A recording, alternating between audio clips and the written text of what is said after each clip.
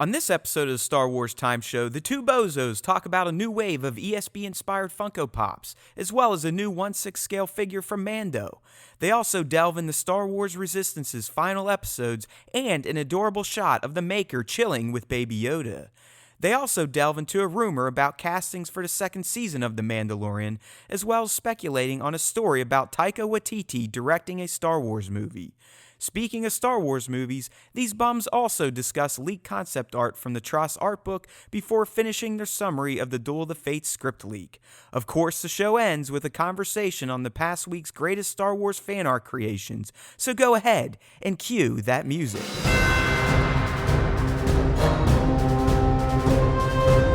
Go.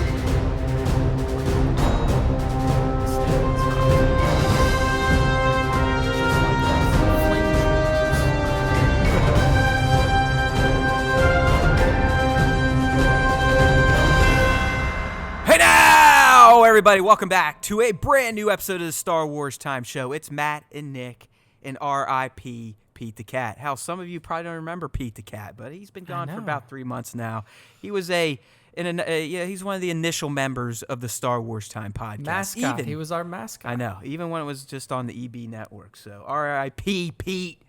I had kind of I don't know what you would call this, Nick, but Sunday night for the first time since Pete has disappeared, as in became one with the Force. Yeah.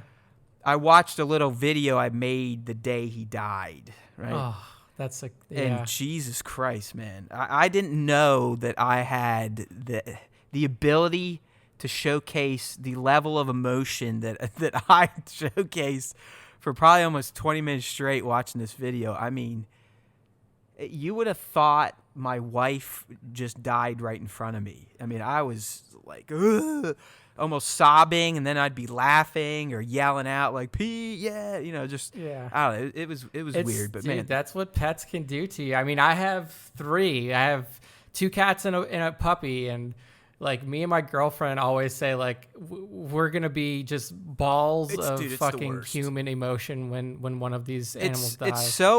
It was so intense the day I had to do it, and just even watching the video. I mean, in the end, I almost felt refreshed emotionally to exercise all that shit out of my system for a few minutes. That's the only time I've ever seen my dad cry, is when we had to put down our family dog. Those motherfucking pets, dude. But like I was gonna say, it's almost so awful when you do have to put them down that I don't know if it's all the positive memories are worth it. But I'm that type of person, right, Nick? I'm always glass half empty. You are kind of a glass half empty kind of person. I mean, but like the amount of years that you had with Pete. I mean, he was 18. An old man. 18 years. I basically had him when I was still a fucking kid. I mean, I got him before I graduated college, way back in the early 2000s. He moved to Texas with me, then to Detroit, then back to Columbus.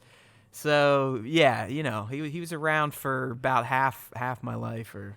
Yeah. Not quite there because I'm old as fuck. But anyways, we're not here to get all depressed and talk about dying animals, right? That's not the purpose of the Star Wars Time Show. The purpose of the Star Wars Time Show, of course, is to fill in all you Star Wars fans on the things you need to know about that galaxy that is so far, far away. So as you heard, we got plenty of topics as usual. And if we didn't, we'd still have a bunch of shit to talk about. I mean, last week, I think we had another record-breaking show in terms of length. Indeed, and we had did. all sorts of random tangents, and I love that shit. I love when Nick and I just kind of go off script and talk about some weird shit like dying cats. Right? It happened right off the bat this time. But Nick, let's go ahead and get into some of this Star Wars news and rumors and speculations, and of course we'll end with our top 5. But up first, as we usually like to do at the top of the show, if there are new Star Wars collectibles coming out, we're going to talk about them. We're going to let you know if they're dumb or if you should waste all of your hard-earned money to procure them. So up first, we got a new wave of Funko Pops based on characters from The Empire Strikes Back. And dude, I know I've been telling you, I've been speaking it out there to the toy community on Instagram. I mean, I've been trying to give up and just stop caring about Funko Pops for quite some time. I have not purchased a new one in months. Yep. I didn't get any for The Rise of Skywalker, so I'm feeling like, okay, I think I've finally cleansed myself of this Funko Pop addiction. But now they're starting to release some of these new waves from some of the original trilogy. I forget, there's another one me and the intern were talking about. I believe it was from Mando. And they just get better and better. And these Empire Strikes Back wave, man, there are some gems in here, starting with Meditation Chamber Vader. I mean, that one was the one that I was going to call out in particular. I'm like, look, if there's one in this line that I'm picking up, I mean, there's one of two. Meditation Chamber Vader is top of that list because you get the Meditation Chamber closing, but you also get little fucking chibi Vader's head there, just poking his little beady eyes out. I mean, it's such a cool design. It really is. And that's what I mean. Like, the sculpts have just gotten better and better over the years. Yeah, I have my issues with the fucking bases, and you can see they all have one. But man, that one, the Luke with Yoda on Dagobah and training sack. I mean, come on. Yeah, that one's nice. You got the Han on Tauntaun. I assume that is that's Luke, because they did a Han on Tauntaun a few years ago. Oh yeah, so I can see the Luke, blonde hair. I think the one I'm going to have to get, and it won't be for me, it's going to be for my daughter, and that's going to be the Han and Carbonite, because to this day, this fucking kid is still obsessed with Han and Carbon, as she calls him. I mean, tonight in the Cloud City Lego set, she was there again. She had her little party where they all lined the rim of the Carbon freezing chamber, and she's sitting there. I forget who was getting dunked today. I think it was Luke. She's like, oh, Carbon, and then she like flies away with the slave one. So I know she'll appreciate the Han and Carbon, but for all you Star Wars fans, these are now up for pre-order. We got a link for you right on StarWarsTime.net. Nick will have that linked in the postcast shell for this episode. So look, I am still obsessed with Han and Carbonite, and if I'm ever rich enough to buy a full size one of those and just make it a table, I would do it. I would have my coffee table be Han and Carbonite. Yeah, you are. I mean, you're never gonna do the toys, but you're definitely into the props and accessories genre of collecting, I'd say. That is 100% accurate. I mean, like, I may, so as has been chronicled in bits and pieces throughout the podcast for the last year or so, my house is being built. It's still not finished yet. Maybe. At this point, it's a rumor, I think. Yeah, I mean, at this point, I think that they just sold us a plot of land, and there's never going to be anything on it. Yeah, they're like, yeah, Nick, we got you. Thanks for that money, pal. We'll see you later. And they've moved back to Mexico. Yeah, they never see him again. But once I get in there, I'll have a room that is kind of dedicated to my podcast studio / game room / because you don't have basements down there, right? So you can't get a basement in this thing. No, indeed. I will be on the second floor of the house, but I can turn that into like a chamber of Star Wars awesomeness, kind of like Matt has at Star Wars Time HQ. And then I might start buying. That's what we call it. A lot of people just call it a bunch of clutter, crap, shit, toys, waste of money. I might start getting my own piles of shit, maybe get some helmets, because that's one thing that I said that I'd be interested in. Maybe get some of the that's what I mean. I mean, you're definitely more of the prop accessory type of guy. I mean, Nick's going to be the one 20 years from now. He's going to be bidding on, Rey's bow staff at some auction for $50,000. Could be me. It could be me. I mean, I need to have that to complete the weapon set. You know what you are going to need, and I'm surprised they haven't done one yet, but a true Rey lightsaber like hers from the end of TROS. Oh, yeah. I mean, lightsaber collecting is one of the things that I want to get into, but it's an expensive habit. Like, it's just it's like buying these, as segueing into our next new toy. It's pretty much the same as buying a Star Wars Hot Toy 1/6 scale figure at 200 plus, sometimes 400, depending on accessories and other pack-in items. But yeah, I know it gets there.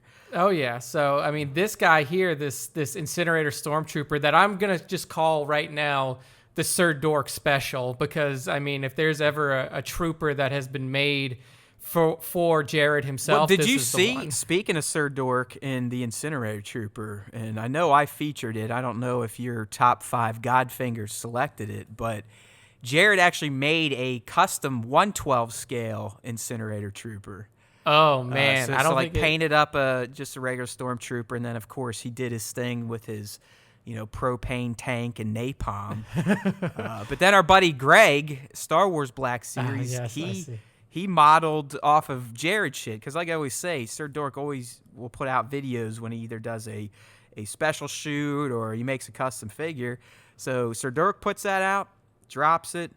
Greg watches it, gets inspired, makes his own. Now he's producing his own shots. So it's like there really is this big symbiotic circle here in the toy photography community. I mean, this shot, but both of them, I mean, neither one of these made the top 5, spoiler alerts. But, I mean, both of the shots, as Greg would probably say, yeah, no shit, Nick fucking hates my guts. Greg needs to remember that he has made a top 5 before. This is not something I'm seeing it now. I get my DMs. I'm sure you get your DMs. I see him on Facebook. I mean, Greg gets us from all angles. That's why we love him. We love this. The top 5 is a prestigious award to be given each week. And I tell Greg, though, is the top 5 more important, or essentially being a character on the Star Wars time show? Is that more important? Because at this point, Greg, I mean, he gets brought up on the show every time. I know. I'm a huge fan of Howard Stern.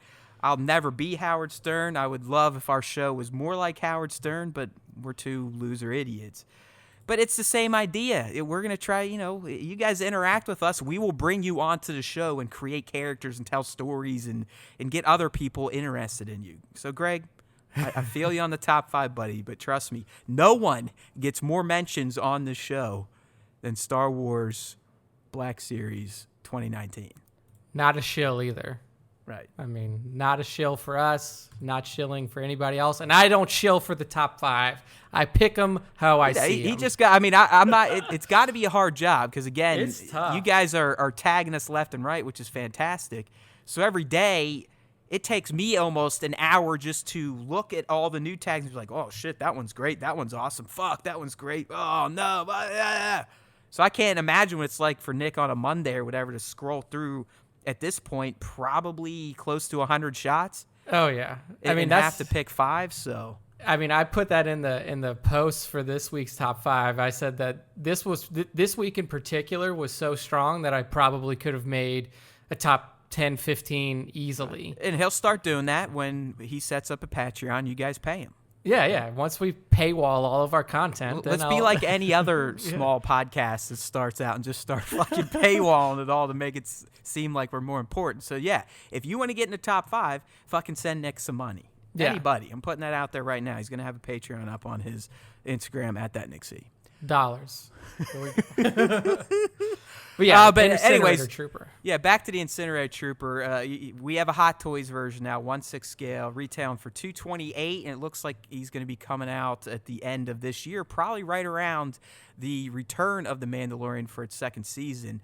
And we got these details from our buddies over at Exclude Collective. Check them out. They've got more images you can look at for Mr. Incinerator, but you can pre-order him now from Sideshow if you're into the Barbies. Dude, it just looks so sick because that looks like it's like real nylon straps on the backpack. Yeah, they are. Don't worry. It's just, wow. There's a reason these things are $200+, buddy. I mean, they don't fuck around. I mean, I at least feel when I buy one of these that, yes, it's ridiculous, but I feel like it's worth $220. Yeah, you're getting the quality for the money that you're paying. Let's be real. It's like a little fucking posable sculpture. I mean, in the end, it's a fucking moving statue.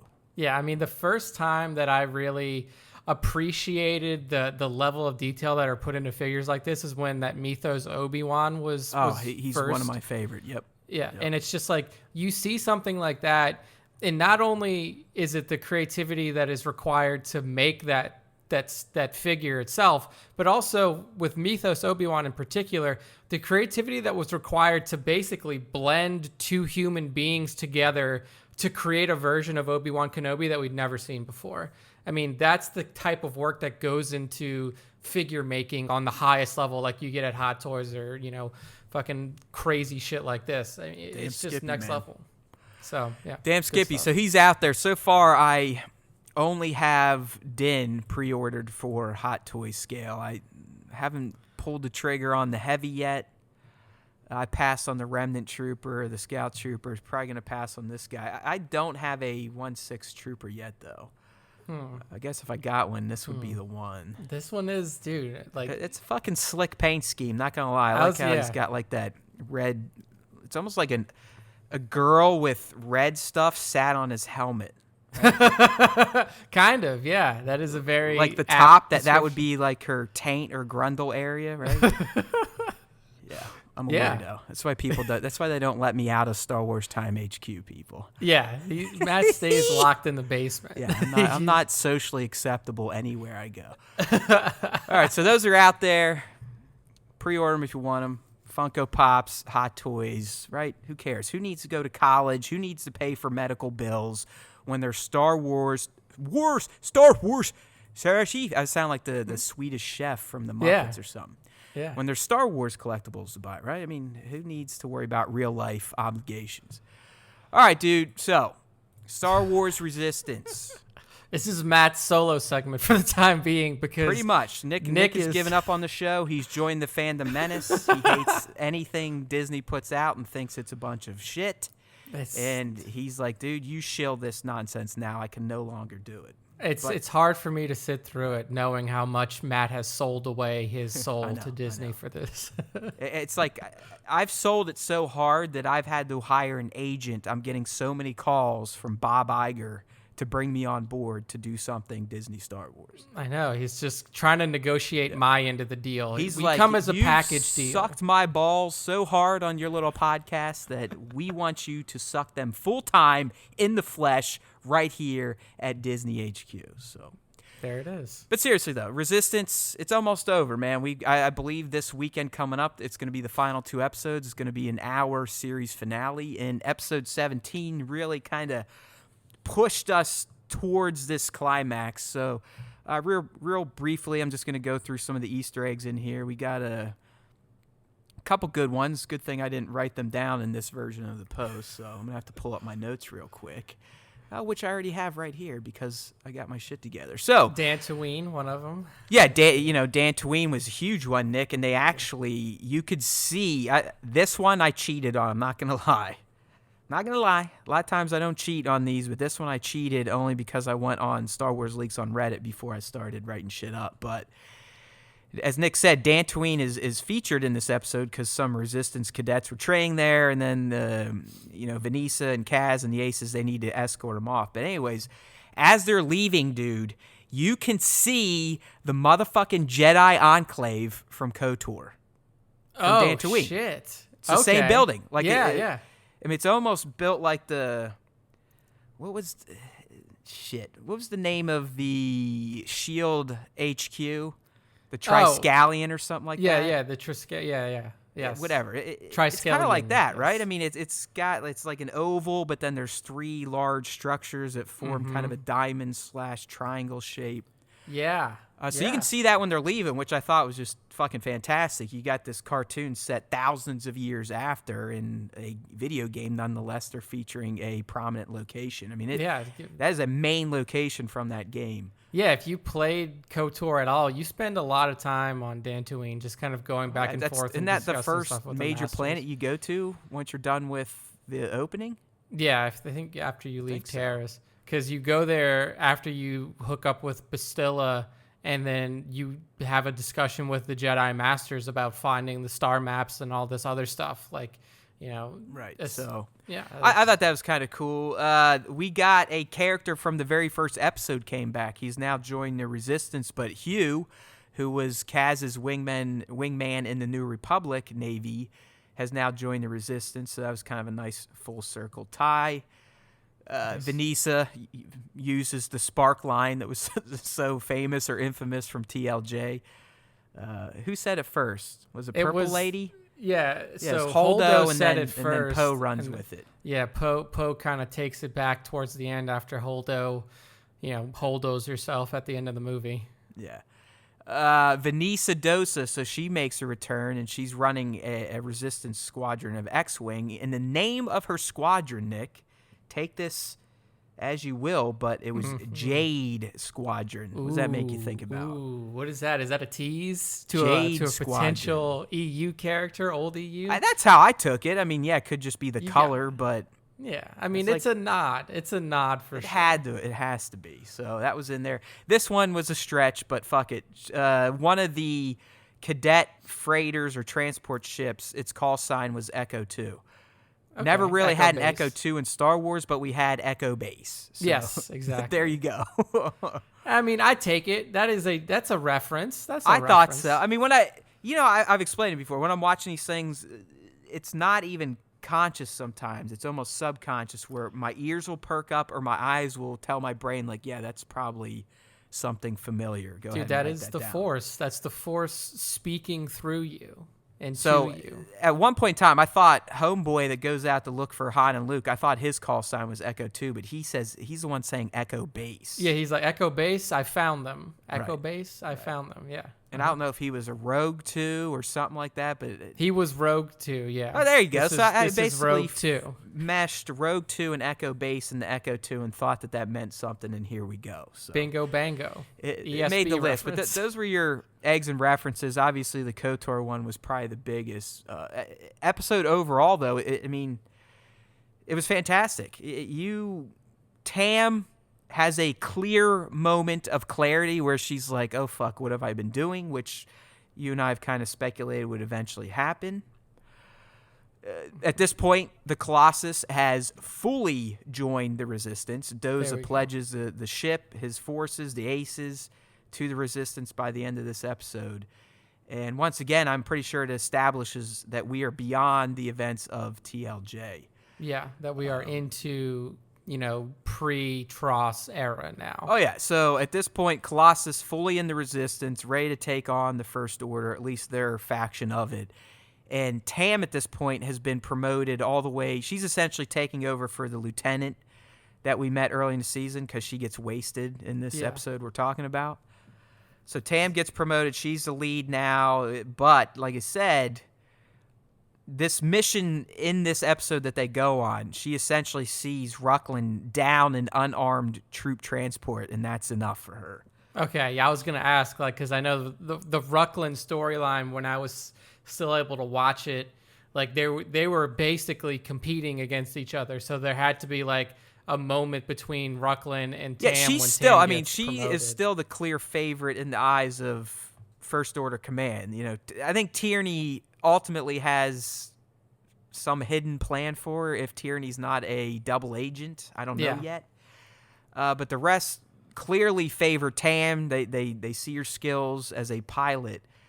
But she doesn't have the First Order mentality. She's not a fucking killer. She's not a bozo. But Rucklin is. Yeah. And he essentially, as she takes over the squadron, is like, all right, we're getting our asses kicked. We've lost 3/4 of our forces to the Resistance. We need to get out of here. And Rucklin's like, no, fuck it. I'm going to shoot down one of these unarmed transports. And he blows them up and kills them. And that's where Tam's like, what am I doing? She mouths that to herself. Wow. So, okay. I think everything's kind of in place for the finale to be pretty special, have maybe an emotional moment or two. I still don't know if Tam's going to have to fully sacrifice herself, but as I predicted at the end of season 1, it's definitely coming to that point. It just depends if she's going to perish for them or make the turn quick enough that she can join forces and fight with them to win the day. Yeah, it'll be interesting. I mean, I told Matt this off air before we started, but I just picked up the Resistance Reborn book that takes place between TLJ and TROS, and I'm sure there are people out there listening who have read it already. Don't fucking spoil it for me. But I think it would be pretty cool if they do tie in some sort of Resistance, Star Wars Resistance TV show, characters, maybe even just a passing reference in that book, considering that it looks like this group of characters is playing a pretty significant, role. Yeah. I mean, depending on who makes it out of the finale, which is we'll be talking about next week, you would have to assume every one of them fought at the Battle of Exegol. Yeah. I mean, you would imagine whoever's alive. You would have to think the Colossus is there if it doesn't get blown up. You'd have to think Venice is there, Kaz is there, Tam if she comes back over, Yeager. Aces, the Aces, Hype. Yeah. I mean, Griff, all of them. So yeah, absolutely. I don't know. We'll see where it ends up, but I'm a little sad to see the show go away. But we are getting the Clone Wars coming, and you would have to think at this point, Nick, they've got other animated programs in the can. They're just waiting to announce them because they're not going to let animated Star Wars just disappear for months and months and months at a time. There's no way. 100%. I mean, we got that leak a couple of weeks ago about the potential of a Star Wars Rebels proper hitting this fall already. Series. So. Yeah. So, I mean, I think that they, obviously Filoni is working on the Mando, but I think that he's also got his hands in some other projects as well. So interested to see what comes out of animated Star Wars post Clone Wars revival for sure. Yeah, so I don't know. It's been a good show this season. Definitely a little rocky in the middle, but the past 4 whatever has been rather excellent, and I really think this finale is going to be pretty damn good, but we'll never know. Keep those browsers tuned to StarWarsTime.net to find out. 100%. Okay, so goddamn sickness. Matt has had a plague for a couple I can't of get weeks rid of it. now. It's probably my little AIDS baby going to daycare still and coming home. Last week she came home with walking pneumonia. Oh man. So maybe, you are definitely maybe that's what I got that. right now. But either way, speaking of babies, we got a Mando set pick that kind of went viral, at least in the Star Wars community. What was this, end of last week or over the weekend maybe? Yeah. It was towards the end of last week. So this was dropped. Actually, it was dropped 4 days ago on the 17th by none other than Mr. John Trevorrow himself. Right. It was a horrible fucking picture. Like, it is. I want to take John and be like, dude, were you running when you tried to take this or what? Or do you have the shakes? Did you have too much coffee? Like, was he jumping up and down when you took the picture? There's not a goddamn image in focus in this picture, by the way, but it almost has 1 million likes on John's Instagram. And that's because it's a picture of the maker holding the Baby Yoda animatronic. And obviously, there's a reason Star Wars fans in general kind of took this thing and ran with it, right? Oh yeah, George Lucas is the maker, he's the creator, and this is really the first time that you've seen him accept a piece of Disney Star Wars that's been released. I mean, everything since TFA's come out, he's kind of distanced himself from. We know that he was on the set of Solo. But this is the first time where he's like, oh my God, this Baby Yoda thing, he's into it. And it's just like the cutest thing ever. It looks like Papa Lucas holding his little baby. Like he's literally holding it like a baby. That's what they're calling it. Like, Baby Yoda meets his grandfather. Yeah. So, I mean, it's a perfect little picture here. And just the way, it's funny too, because like George is looking at it like he would look at a real baby. Like his facial expression. Whenever I see George, I know this burns some people, I just always think of what type of hateful thing he has in his head right now. I know, he's like... So I see him looking at this like, why didn't I fucking think of this? You damn it, George, you fucking idiot. You went with Jar Jar instead of a fucking Baby Yoda, you dumb fuck. You could have done 7, 8, and 9 because they would have loved you again, and no, you had to make Jar Jar. That's and then exactly John what fucking Favreau and this Dave Filoni motherfucker thinking this Baby Yoda, and then everybody loves them. Everyone loves their Star Wars, and these motherfuckers on Star Wars Time Show are still bitching about the prequels. So. I just think that it would have been funny, like for me, the easily replaceable like character from George's day would have been the Baby Hutt from the Clone Wars movie. What was it? Was Zero the Hutt's baby? You remember? No, that was the Clone Wars movie. That's legitimately Jabba's kid. Okay, so it's Jabba's kid. Yeah, Zero is the one that fucking stole him.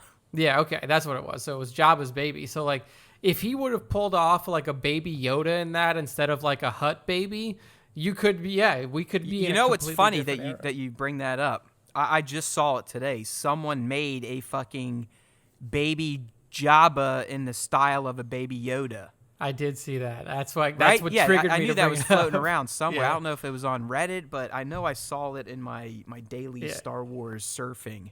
Yeah, it's like a 3D. It was a 3D artist. I can't remember where he's from, but he made a very realistic looking. Right, it looks like the motherfucker built both of the animatronics at his house and was just hanging out with them. Yeah, I mean it's incredible. Oh, and we found how much this thing cost, by the way. I don't know if you saw that last week. I didn't get to post it, but the Baby Yoda, $5 million, right? $5 million. Yeah, $5 million.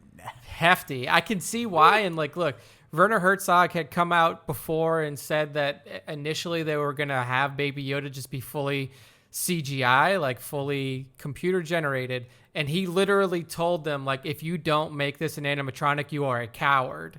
And I don't know how much that affected them or pushed them to do it. Wait, no, we heard this. I don't know if it was Deborah Cho or when I talked to Dom. But I guess there are times where on set he would forget that Baby Yoda wasn't real. Yeah, that's hard to. I mean, it's not hard to believe considering, like, if you see the show and you see the level of articulation in that figure, like, I could see people being like, "Oh, hey, sorry, little man." I mean, dude, animatronics in 2020 or even a couple years back are insane. Yeah. If you compare them to what we were or what I was watching back in the early 80s, I mean, it's a joke. Oh yeah, the early 80s were just.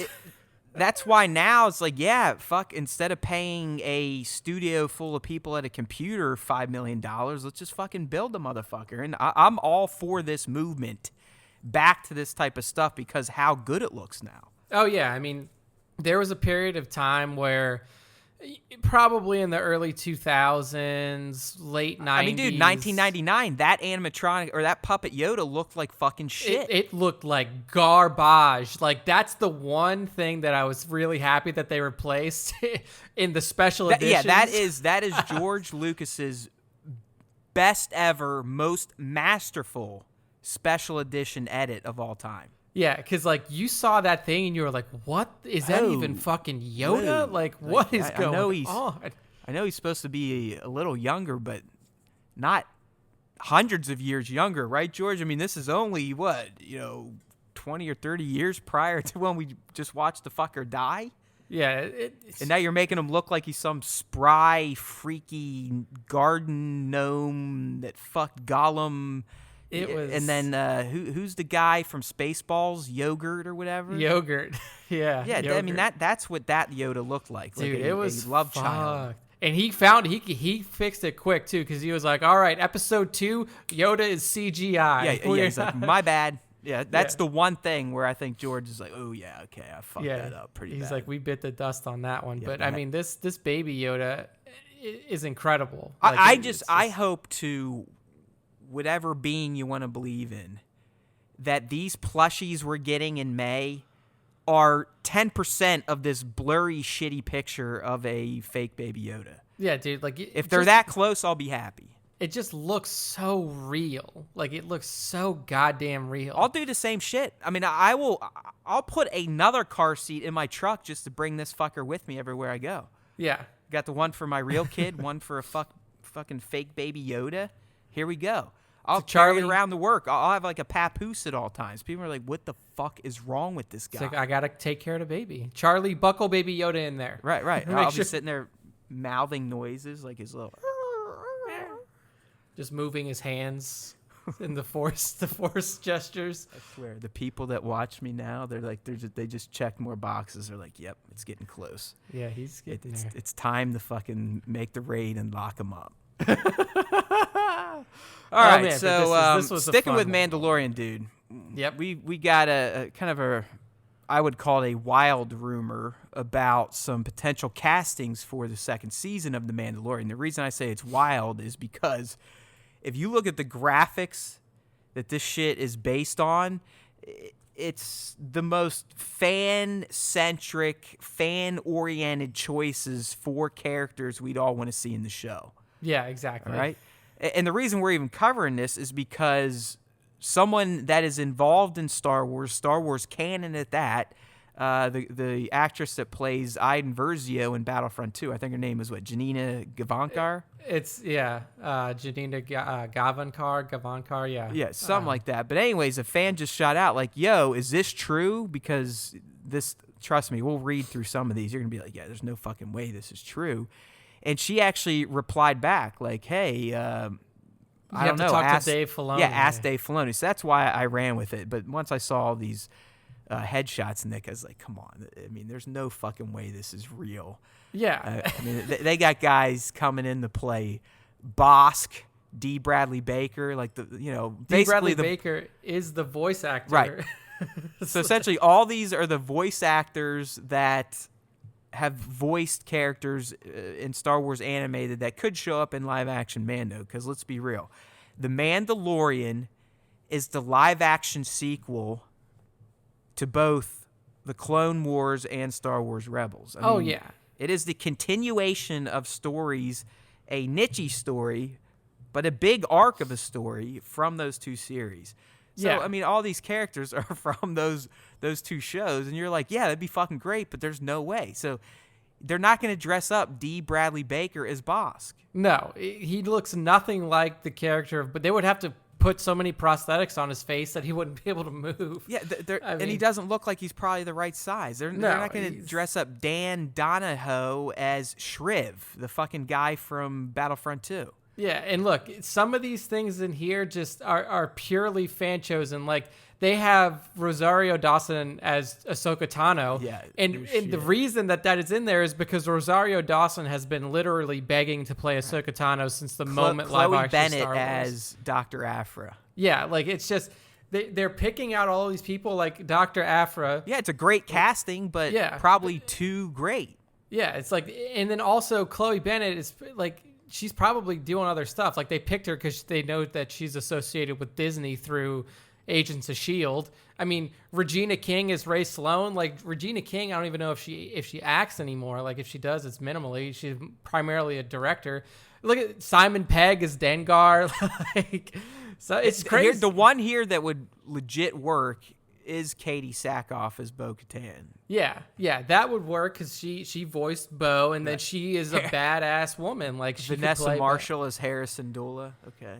Dude, it's just, it is. And I think, like, if you look a little bit further down in the... the best one here, Tamir Morrison as TBA. He's a fucking clone, assholes. What do you mean TBA? If you're going to do this, why would you say he's TBA? What does the TBA mean? He's multiple clones? Like, he's going to play Or like, Echo. was it like a Jango Fett flashback? I mean, come on. He couldn't be any other role. Yeah, I mean, it's just so weird, dude. And... they got the little kid Syndulla in here, Cham, or however the hell you say it. Oh, Cam. yeah. Probably Cam in Star Wars. Cam. Yeah, Cam Syndulla. Anyways, I thought that was funny. I mean, hey, would Nick and I love to see these characters in the flesh? Of course. All of you would. I mean, even Iden. And it would all make sense for the timeline, and maybe they do. But there's no way every one of these motherfuckers are showing up next year. Yeah, it's impossible. Like, one... like, it would cost a lot of money to get some of these people in here. Like, Rosario is, like, unless they're doing it just because they're huge fans of Star Wars, but, like, Simon Pegg, Rosario Dawson, Regina King, like, some of these well-known actors or actresses, Chloe Bennett, you know, like, it's hard to get these people into TV series, and especially, you know, considering that a lot of these people are working on stuff actively. I just like that Bill Burr, who probably does. I can almost guarantee. I think he said it before. Like, he hates Star Wars. Yeah, he thought it was stupid. Yeah, is now probably going to be a recurring character on that would be one of the great. most popular Star Wars. I mean, they left him alive for a reason. Yeah. I mean, you know, all like I said, some of these I buy are coming back. I mean, why Clancy, yeah. I mean, like, all the people, like those other three, like, bounty hunter mercenary people that were in the Mando and that he left behind in the cell, like, anyone they're coming back. that lived and was featured will probably pop up again. I mean, just think about any other TV show you've watched. There have been characters that float in and out of seasons. Oh yeah. That affect the main character, the main narrative. So, but I mean, some of these are laughable. Albeit we'd take every single one of them.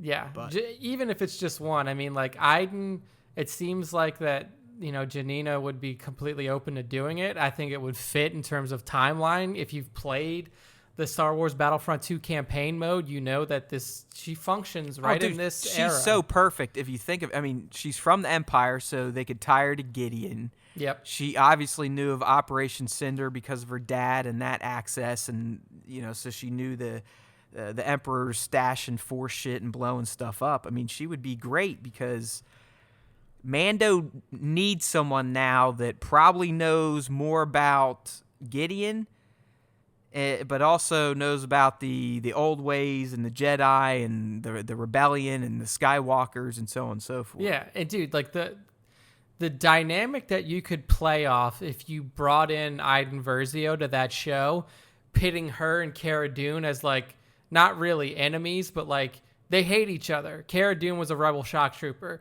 Iden Versio was a an Imperial fucking killer. And Iden at this point is essentially, defected. Yeah, she's in the New Republic, but it's more or less the beginning of Leia's resistance already, right?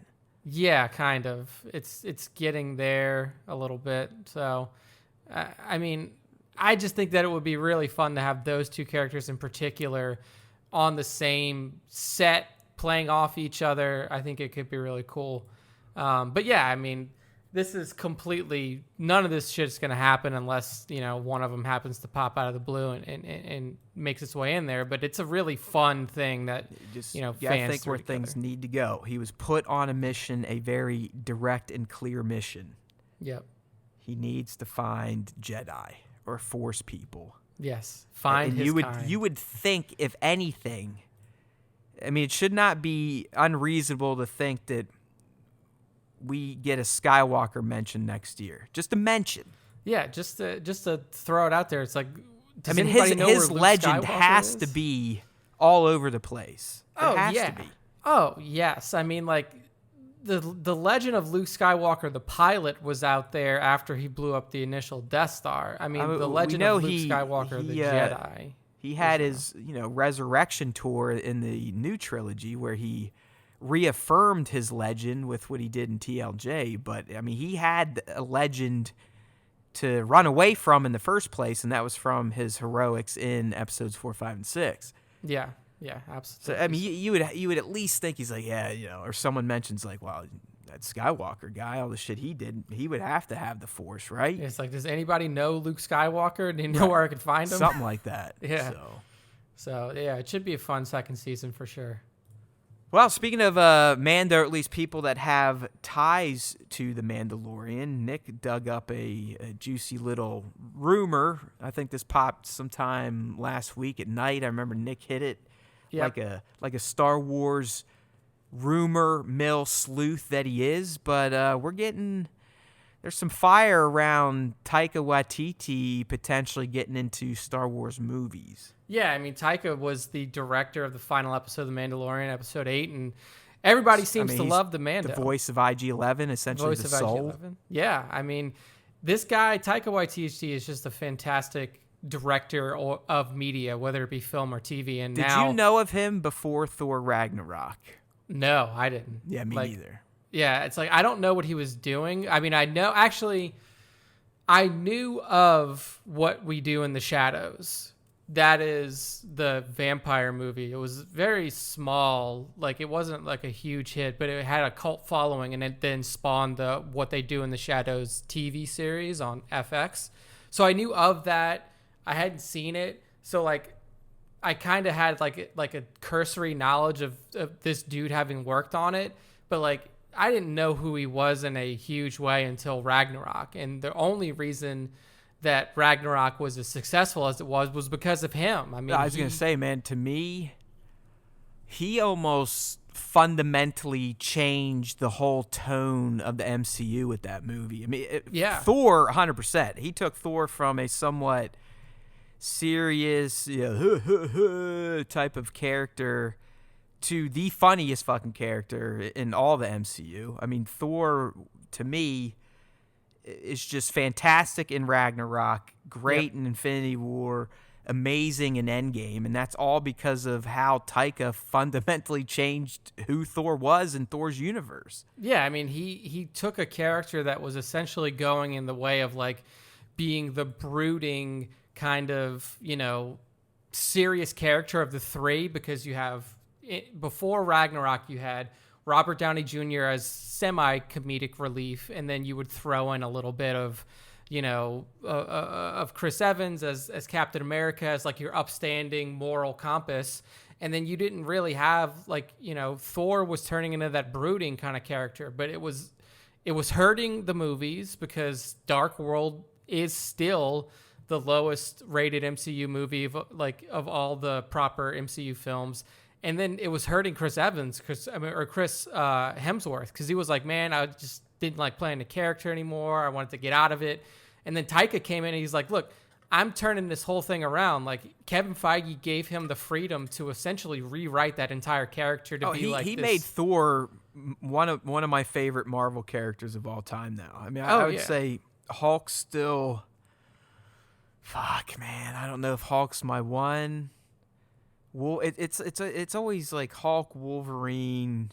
Now Thor's kind of in that mix. Wolvie is always going to be up there for me. I love Wolverine. Even before like proper MCU movies ever came out, Wolverine was always my favorite. Wolverine was probably my original always go-to guy, but what they did with him in the first Avengers for the Hulk, I fell in love with the character after that movie for some reason. I bought a $650 maquette statue of that Hulk that I still have. Nice. So that's where Hulk became my number one. But yeah, I mean, so the reason that this is happening now is like just in case anyone gives a fuck. Yeah, I threw that in. It was like, okay. It's like, I like this fucker so much that I spent $650 on a statue. Yeah, it's like, why are we talking about Marvel characters? But I mean, it's because Taika, that's what really he made his name off of. He made his name off of Thor Ragnarok, and then, you know, he's become this like visionary filmmaker almost from that. I mean, you have Jojo Rabbit that just came out recently that's getting a ton of Oscar buzz. Oh, it's then, such a good. I mean, Nick just saw it. I saw it when it came out. It's, if you like anything Taika's done, you're gonna love this too. But it just shows you how smart he is. He is, like, he can with his humor, but also getting a clear and important message on humanity out there. Oh yeah, like, if you've never seen Jojo Rabbit or you don't know what Jojo Rabbit's about, like, he manages to take Nazi Germany, the time around World War II, make it funny, but also keep a very serious tone and message throughout the entire movie. I mean, like, it was like, I was telling Matt, like, I was in a packed theater. This movie's been out for a while now. And months, dude. I think it might have been a October or November release, maybe.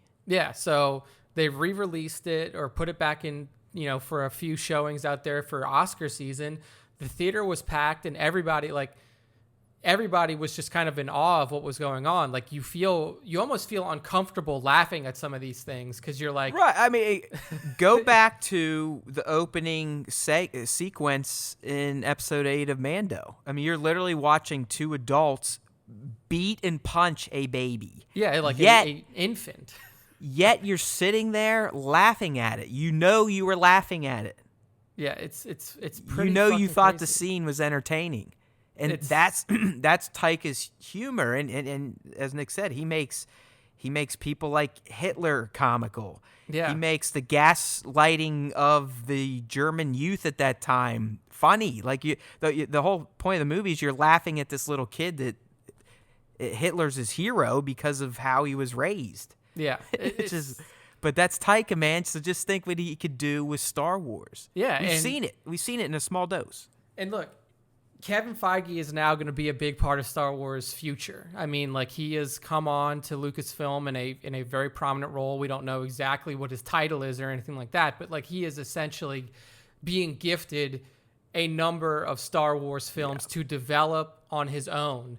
And I feel like he's going to whip his dick out at Celebration and lay down something concrete on his plan. Yeah, on something. I mean, because, I mean, if I'm Kevin Feige and I'm bringing in a director, you're not going to get the Russo brothers. Just let that go. Russo brothers they were responsible for Winter Soldier and Infinity War and Endgame. I don't feel like that's the type of directors you need for Star Wars. I mean, I think they would make fucking fantastic Star Wars movies. I really do. But I don't know if you're starting what is essentially a new franchise of Star Wars films, I don't know if those are the people you bring in first. Like, you bring them in later if they want to do it. Taika is clearly interested in Star Wars, took a directing job on a TV series for Disney Plus that he was, you could argue, well above in terms of his stature as a director. Like, he didn't need to do that. He wanted to.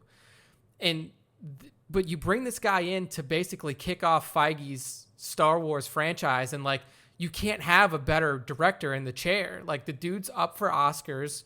The dude has proven his mettle as a Star Wars storyteller and director. Like, who else could you possibly want in that chair? It's the perfect move. Yeah, I mean, dude, Episode 8 was fantastic. Let's all be real. There's a good portion of us that probably got emotional over a assassin droid that became a nurse droid that sacrificed itself. Yeah. And that's because of what Taika did with the character, for fuck's sake, on top of how he directed, or I don't know if he contributed much to the story of 8, but just how he wanted to tell it. I mean, just strapping on Baby Yoda on the speeder bike run. I mean, that is insane. He had a baby on and go, bah, bah, bah, bah, bah, bah, bah, bah, bah, and the baby's laughing at, you know, all the murder and chaos. That's Taika. That's Taika. And, like, if you look at, like, Star Wars movies have always had bits of humor injected into them, and I think that his style of humor would play perfectly in a live-action Star Wars film, not just TV series. Like, he has all of the necessary components. Like, he's directed crazy action with Ragnarok. He's directed, you know, within Ragnarok, you have those comedic moments. You have those big star power blockbuster moments. And then with Jojo Rabbit, you bring in just incredible creative storytelling and you know, using set pieces from real history to kind of weave this interesting, funny tale that tugs at the heartstrings. Like, that's exactly what I want in a Star Wars director. And supposedly, if this is real, I mean, he would essentially be in this somewhat blank slate period. I mean, unless people are beholden to the High Republic era, so 400 years prior to New Hope or whatever. Or no, TPM. Yeah, TPM. So, I mean, I think when I saw this, I was like, holy shit. I mean, it comes out of a pretty good... I mean, this comes right out of THR, the Hollywood Reporter. I mean, this isn't like a rag. It makes total sense. I mean, but hey, dude, it's Star Wars these days. You never know who's going to get murdered or quit. I mean, that's right. You don't know. At this point in time, when they announced all the directors for this trilogy that just passed, would you have ever thought, when it was all said and done, that one of them got scrubbed for creative differences? Yeah, dude. And the other one, the one that started, had to come back and kind of finish it, and the one in the middle just kind of did his own little deal that didn't quite jive with the beginning or what the other guy was going to do. I mean... Yeah, it definitely didn't go... I mean, so like, you never know. I mean, this looks great, and you're like, wow, they're making smart decisions, but... I mean, like, I feel like Game of Thrones guys already quit. I mean, shit. Yeah. Like, if there's one director right now, I mean, like, I feel like there's multiple directors that you would say are unassailable. Like, Christopher Nolan is a director that you would say is unassailable. Quentin 100%. Tarantino. No, I mean, that's exactly what my stunt buddy said. And more or less, we had the same conversation where he's going like, you know, they've fucked this trilogy up. And at this point, we all have to agree with that. Yeah. Whether you loved it or not, that doesn't mean we hate it. It's just, it was fucked up. Yeah. Like there's no way to slice it. Just like the prequels, they're fucked up. Yeah, like just the decisions made at the executive level took this trilogy from what it could have been to what it is. Like, it could have been truly, truly great, and now it's okay. Like, it's good. And it's usually because how decisions are made or who's making the decisions. In the prequels, you could argue is the fact that no one would tell George no. Yeah. And that would be hard. I mean, he's the guy that created it all in the first place. But if you really look at some of the stuff, a good amount of it could have been fixed if someone just said, I don't know, man. You know, like, maybe not that. Or maybe no, not that way, or say it that way, or shoot it that way. Do we really want to film all of the Jedi in Geonosis on separate green screens? You don't want to just have them all in the same room? No? Yeah, and then in this sequel trilogy, it was the fact that no one had the foresight to realize that if you let 3 artists, I don't care if they're directors or writers, but guess what? In this case, they were both, all of them. How they thought letting 3 of them basically do whatever the fuck they want would make for a coherent trilogy in any sense of the term coherent. Yeah. It's batshit crazy. I mean, it's like... And in the end, guys and girls, don't sit here and blame the Kathleen Kennedys. These are like Bob Iger people level decision makers, right? Yeah. These are the people making those decisions, and it's just fucking nuts. Yeah, I mean, the good thing about what Kevin and what is, being said out there about the new movies, this disconnected but will cross each other storylines. It allows for that level of creative freedom that they wanted to give to JJ and to Colin and to Ryan. Like with a style like that, you don't have to check in with everybody else. You basically, as long as you keep the minimum requirement of the characters alive, then you have the ability to kind of tell your own story. So I mean, with Kevin, at this point in time, the people in the fucking suits with the money need to quit pretending or quit flexing their muscle, if you will, in the creatives arena. Like, leave them alone. Yeah, and let the motherfucker creatives be creatives. You guys just sit back and make all the money off their fucking backs. Like, I get it.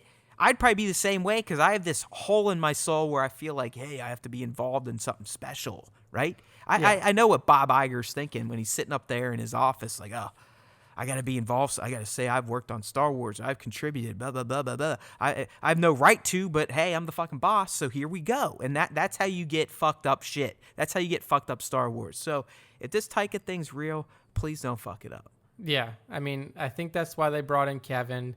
They know that Kevin can control a franchise, and they also know that Kevin's not going to fuck with it. Like, Kevin... Right. If Kevin was going to fuck with something, he would have fucked with 3 hour and 15-minute cut of Endgame and said, like, hey, buddy, too long. Like, but he didn't. He let it ride. I mean, at this point, if I'm Kevin and you got a Bob or someone, because, again, it's not like Kevin's really working for a new company at this point. Yeah, there might be some other dudes in suits at Lucasfilm that he's got to sit next to. Yeah. But in the end, he still works for Bob. And the money he's generated for Bob, you would hope at this point Kevin could pretty much be like, hey, dude, shut the fuck up. Just keep, count your greenbacks. Let me make the fucking art. Yeah, exactly. Like, I just made you $10 billion. Why don't you go fucking shut the fuck up and do something else? I don't get it, but I get it. I do get it with people like the Bobs out there. And trust me, I bet there's a Bob in every fucking studio structure on the planet. Oh, yeah, dude. I mean, whether it be a producer, an executive, if they got the money, they feel like they should be able to contribute to the art, and it usually doesn't work out. Yeah. So... 100% on board with this. I don't know. I mean, Taika's response was pretty simple. He just posted a picture of Fleetwood Mac. They have an album called Rumors. He just posted that screen, like, a picture. But that shows you how his mind works. Yeah, I mean, the guy's a genius. So, right. I mean, and that's all it was, rumors. So we'll see. I mean, I'm sure. At the very least, I'm sure that Kevin is, Kevin Feige, the guy coming from Marvel, is discussing this type of shit with his contacts to the people who made the Marvel films. Like, hey, Taika, are you interested?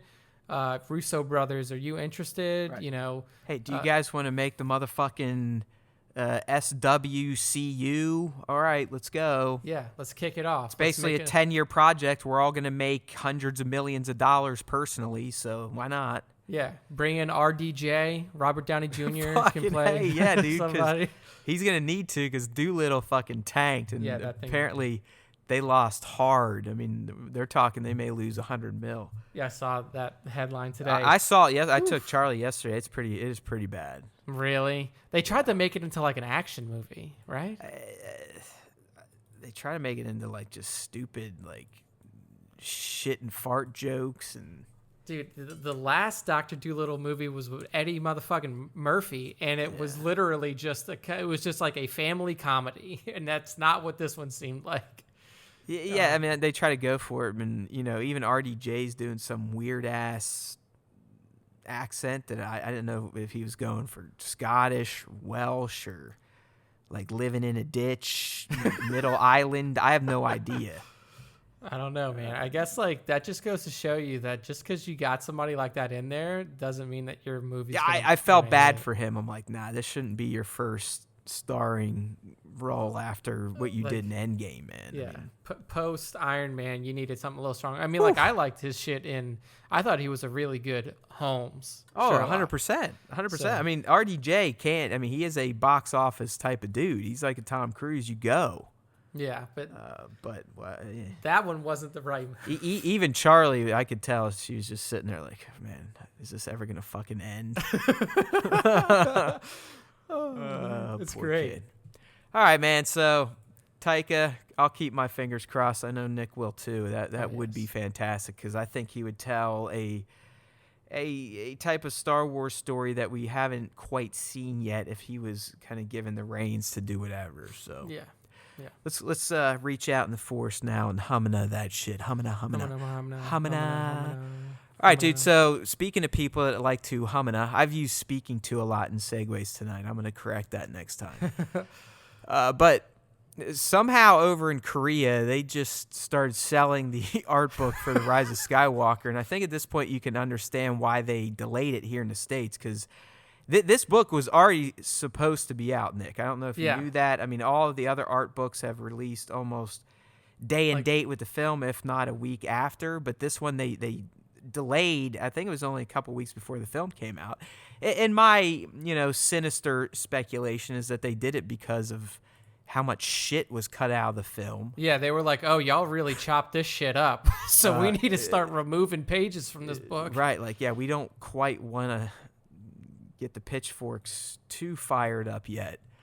But I think some of the interesting stuff here, Nick, and it just also harkens back to never read Star Wars leaks at this point because there's people now that have the most inside of inside sources because they called all this shit, even the shit that got cut. And one of the biggest things was this concept of an oracle that Kylo was seeking to help him find the Wayfinder that obviously he finds within the first 30 seconds in the cut we got. Yeah. So, I mean, this is something that was perfectly described in the leaks. I mean, they said it was going to be some bulbous looking kind of like spider cow creature that essentially Kylo has to find. We assume that he finds it on Mustafar because that's where the movie opened up. And in these leaked images from this Korean version of the Rise of Skywalker art book, like, that's exactly what it looks like. It's a fucking like spider cow sitting in a lake, and it's surrounded by fucking trees on fire. I mean, if that is not confirmation, then interesting shot about this. I mean, there are two shots in particular. It looks like they're from the set. Yeah, like one of them is 100% a camera shot. It's an in-camera shot. If that's a painting, man, that person is really good. Yeah, at lifelike painting or digital, whatever, because that's from the fucking set. Yeah, like the one that we're talking about, and again, like I will have linked the post that contains these tweets. It's a pull-out shot, so you see the back of Kylo, and then you see the oracle kind of right in front of him. But then everything around it is burning trees, and like Matt said, like this is real ass fire, and that's real trees. Like this is not, like this is definitely not like some sort of. So I really do think they shot this, and I almost think you can tell where it's cut because in the opening, he's hacking and slashing and whacking, hacking and slashing. Do you remember that song from Fallout games? Yeah. You ever play any Fallout? That's like one of the best songs. I played Fallout 4, yes. He does all this shit, and then he like, Adam turns like, whoa, like he's looking at something that has called out to him, right? Yeah, and then they play it off as if it's the thing calling to him, the Wayfinder. But I guarantee it was this motherfucker, like probably like almost like a Jabba at the laugh he gave to Leia in Solo when she thaws his ass out, like Yeah, I mean, like it's been watching him the whole time, and now it's almost like this oracle taunts Kylo because he's thinking about Rey and he's thinking about this, and yeah, if you go back to the leaks, fucking with him, like the oracle knows what he's like looking for, like, and he's like he plays with him a little bit, and it's. Yeah, I mean, it was definitely something that was shot, and it would have been something that extended. We heard that the opening scene on Mustafar could have been extended as much as like 5 minutes. Like what we got was essentially like a 30-second cut of that scene. So if Right. you would have extended And this we're out not fully- idiots. I fully understand that shit that ends up in an art book or just concept art in general does not mean the scene was shot or it was ever even real. I mean, they let these artists have a ton of leeway, right? Yep. You know, that there may be a pitch meeting where a George Lucas or someone's like, yeah, there's going to be this fucking Oracle thing, and in my head it's like a spider, but it's kind of sitting on a fucking baby's head. It could be a cow face or pig face or elephant pig. There you go. And they walk away and they go fucking, eat some donuts or whatever. And then these motherfuckers just are like, boom. They, the super scoundrels of the world, they start letting the magic in their fingertips work. And then they come up with concept art. And yeah, we understand not all this shit was going to be in the movie, but I'm telling you, you look at this shit, this was in the fucking movie. Yeah, I mean, this shot in particular was definitely in it. So, there's a lot of cool shit in here too, and I'll tell you why. Like, go ahead. The reason that it was released is because last week was the release of TROS in Korea. So like they didn't get a simultaneous worldwide release like everybody else did. So they probably just said, fuck it, if the movie's coming out, we'll just sell this shit now. And they didn't realize that they actually had to pull it back. But, there's a lot of good shit in here, but also I wonder, a lot of shit that... it looks like they robbed the design of BD1. Like, if you scroll down to the very bottom, they're doing, like, designs for Dio, and it literally looks like BD1 heads are up there. Okay. Anyways, yeah, but another one I liked, I loved the shot of Dark Rey and Kylo on a throne. Like, the way Kylo's sitting on the throne like a fucking diva. Yeah. That is just masterful looking. And Rey is his protector almost. Like, she's the heavy. She's the one that's going to fuck people up. And she's still got, like, her staff. She doesn't have a lightsaber yet, at least from what you can tell. That shit, like the concept, shit like this, these books are really fucking cool. Look at Ben Solo. In this one, they're implying time has almost passed. He's got a fucking beard. His hair's cut. Yep. He's got different. Look at the hashtags. Ben Solo deserves better. Yeah. Also, Ben got a really good arc in this movie. So, I know everything was a little rushed, but I thought that his arc was good. One of my favorite things is, like, this concept art for a Dark Rey, like, that has two lightsabers, like the dual wielding Dark Rey. Man, again, like, these fucking people, these concept artists are just incredibly talented, and I really hope that some of this stuff makes it into the official release, because like you said, concept art books like this often do contain material that is either cut or abandoned or never really was intended to be used, but was just cooked up by the artists. So, like, I don't really see a reason to, like, remove the Oracle from this book or to remove the renditions of Darkside Rey that I don't know if I don't know if they delayed it to remove shit. I'm not getting all conspiracy, but they delayed it for a reason.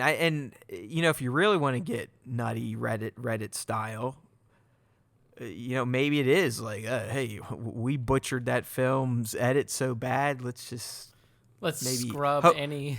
Yeah, anything. Hopefully JJ will forget about some of this concept art or these actual scenes he shot, and we'll just delay the art book for a few months. Yeah, for context too, like, if you scroll down in the thread a little bit, like, somebody drops in concept art from Return of the Jedi where, like, there's a giant creature that's on the forest moon of Endor that's, like, eating Ewoks whole, and just there's a lot of that. Like, obviously with concept art you can kind of go out there and make a lot of stuff, but, like, the concept art that we're seeing now, particularly used with the leaks, that is where things kind of get a little shifty. The Oracle, 100%. I swear there's at least two shots that are fucking from the set. Yeah, 100%. Like the up close and that pulled back where you see the silhouette of presumably Kylo. And it's just, There's no way. So who knows? It's delayed, and if you believe everything on Star Wars leaks, like I was telling you earlier, right now there's a thread about the Rise of Skywalker art book is being recalled and destroyed by request of copyright holder to be republished. So yeah. So maybe some shit did make it in there that they didn't want out after the final cut. Definitely possible. I mean, but just because there's a recall doesn't mean people are fucking bringing that thing back for sure. Like if I had a version of this book, I'd be fuck your recall. Go fuck your mom. I mean, there's no way. Yeah, I will keep this, and then I'll also buy the other one that you put out just so I can point out all the differences. But yeah, shit like this is really cool. I'm looking forward to the art book. This might be a book that Matt will buy because it's only pictures. No, I do. Right. Well, there's words, but I typically just gloss over those. Actually, I have yet to even look through the one for The Last Jedi yet. That's how lazy I've gotten with anything that has paper in between two thicker pieces of paper. I can't do it. I can't do it. Yeah. Like my fucking... The TROS visual encyclopedia, whatever it's called, is still sitting in the same place on the floor I told you about last week. Yeah, I have mine. It's on my bookshelf too. It's in a place where I actually have to avoid it on the floor. Yet it's like, I won't pick it goddamn, up. Now I have to walk around this book again. Yes, that's exactly what I'm talking about. That's how allergic I am to books at this point in time. Jeez. Well, all right. Well, sticking with TROS, we're gonna move on to part 2, if you will, of this Duel of the Fates Colin Trevorrow script early draft, pre-Carrie Fisher death leak, rumor, speculation thing. Yep. All right, so on the last cast, which was what, is that 92 or 91? I can't keep count anymore. 92. I'm actually dreading episode 100 because I feel like we may have to do something special for that, and that means we might have to exert some effort. But more on that later. Nice. But anyways, dude, so this RBM dude, this Burnett guy, he was the first one to kind of air this supposed Trevorrow script on YouTube, and Nick and I've broken it down now twice in video form, so hopefully you've caught that on youtube.com/Star Wars Time Show. But, we want to talk about it, or at least I'm going to kind of guide Nick through some of the bullet points. So as part 1 ended last week, the climax of this version of the movie was way unfinished. I mean, it's basically like Kylo went and hung out with the Sith dude Torvalum, and then he and Rey fought. The end. It's like, okay, well, what the fuck happened to everything else? So, well, we kind of got that shit. And some of the bigger stuff, I think, that got fleshed out in the second part of this Trevorrow leak, it dealt with Kylo and this Sith Lord Torvalum, as well as Rey, and what her and Kylo get mixed up in on Mortis. So, Mortis was briefly mentioned last week. This time, it's pretty heavily baked into the script, which I think would have been fantastic because, again, that would have been pulling the animated universe into live action yet again. But anyways, Kylo ends up with this dude Torvalum, who's a new Sith Master, very old guy, probably trained Plagueis himself, that type of old.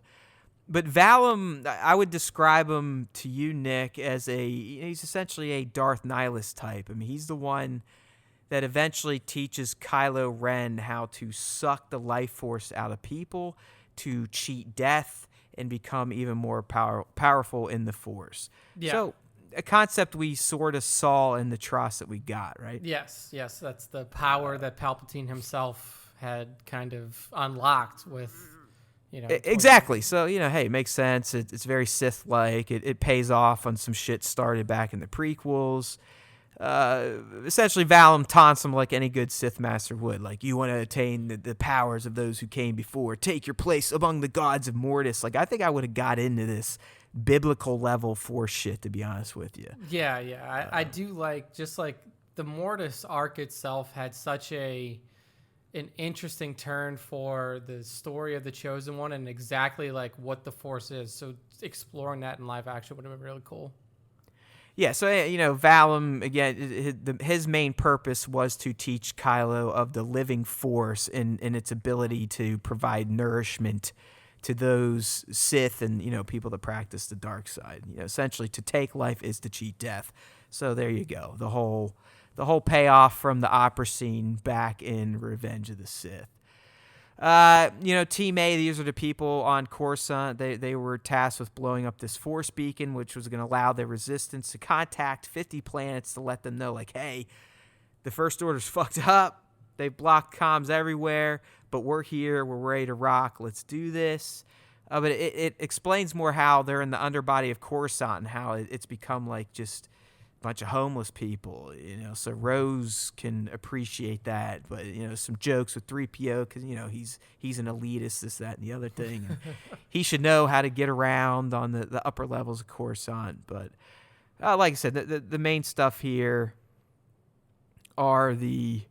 is the shit around Kylo, Valum, Rey, Mortis. There is the fight with Vader where Vader does beat Kylo in a very Empire Strikes Back type of setup. Yep. But again, it allows Valum to explain about Mortis more, because this is where ultimately Kylo just wants Mortis.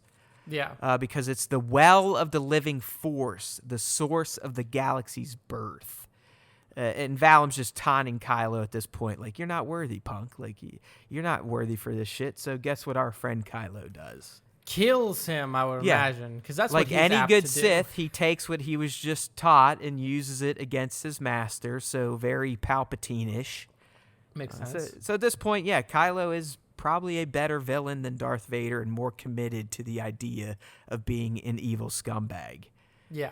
So now Kylo kills Valum, gets his knowledge of everything, learns about Mortis, so he's going to head on out. So so that's interesting. So when you force life drain somebody, you also take on their like memories.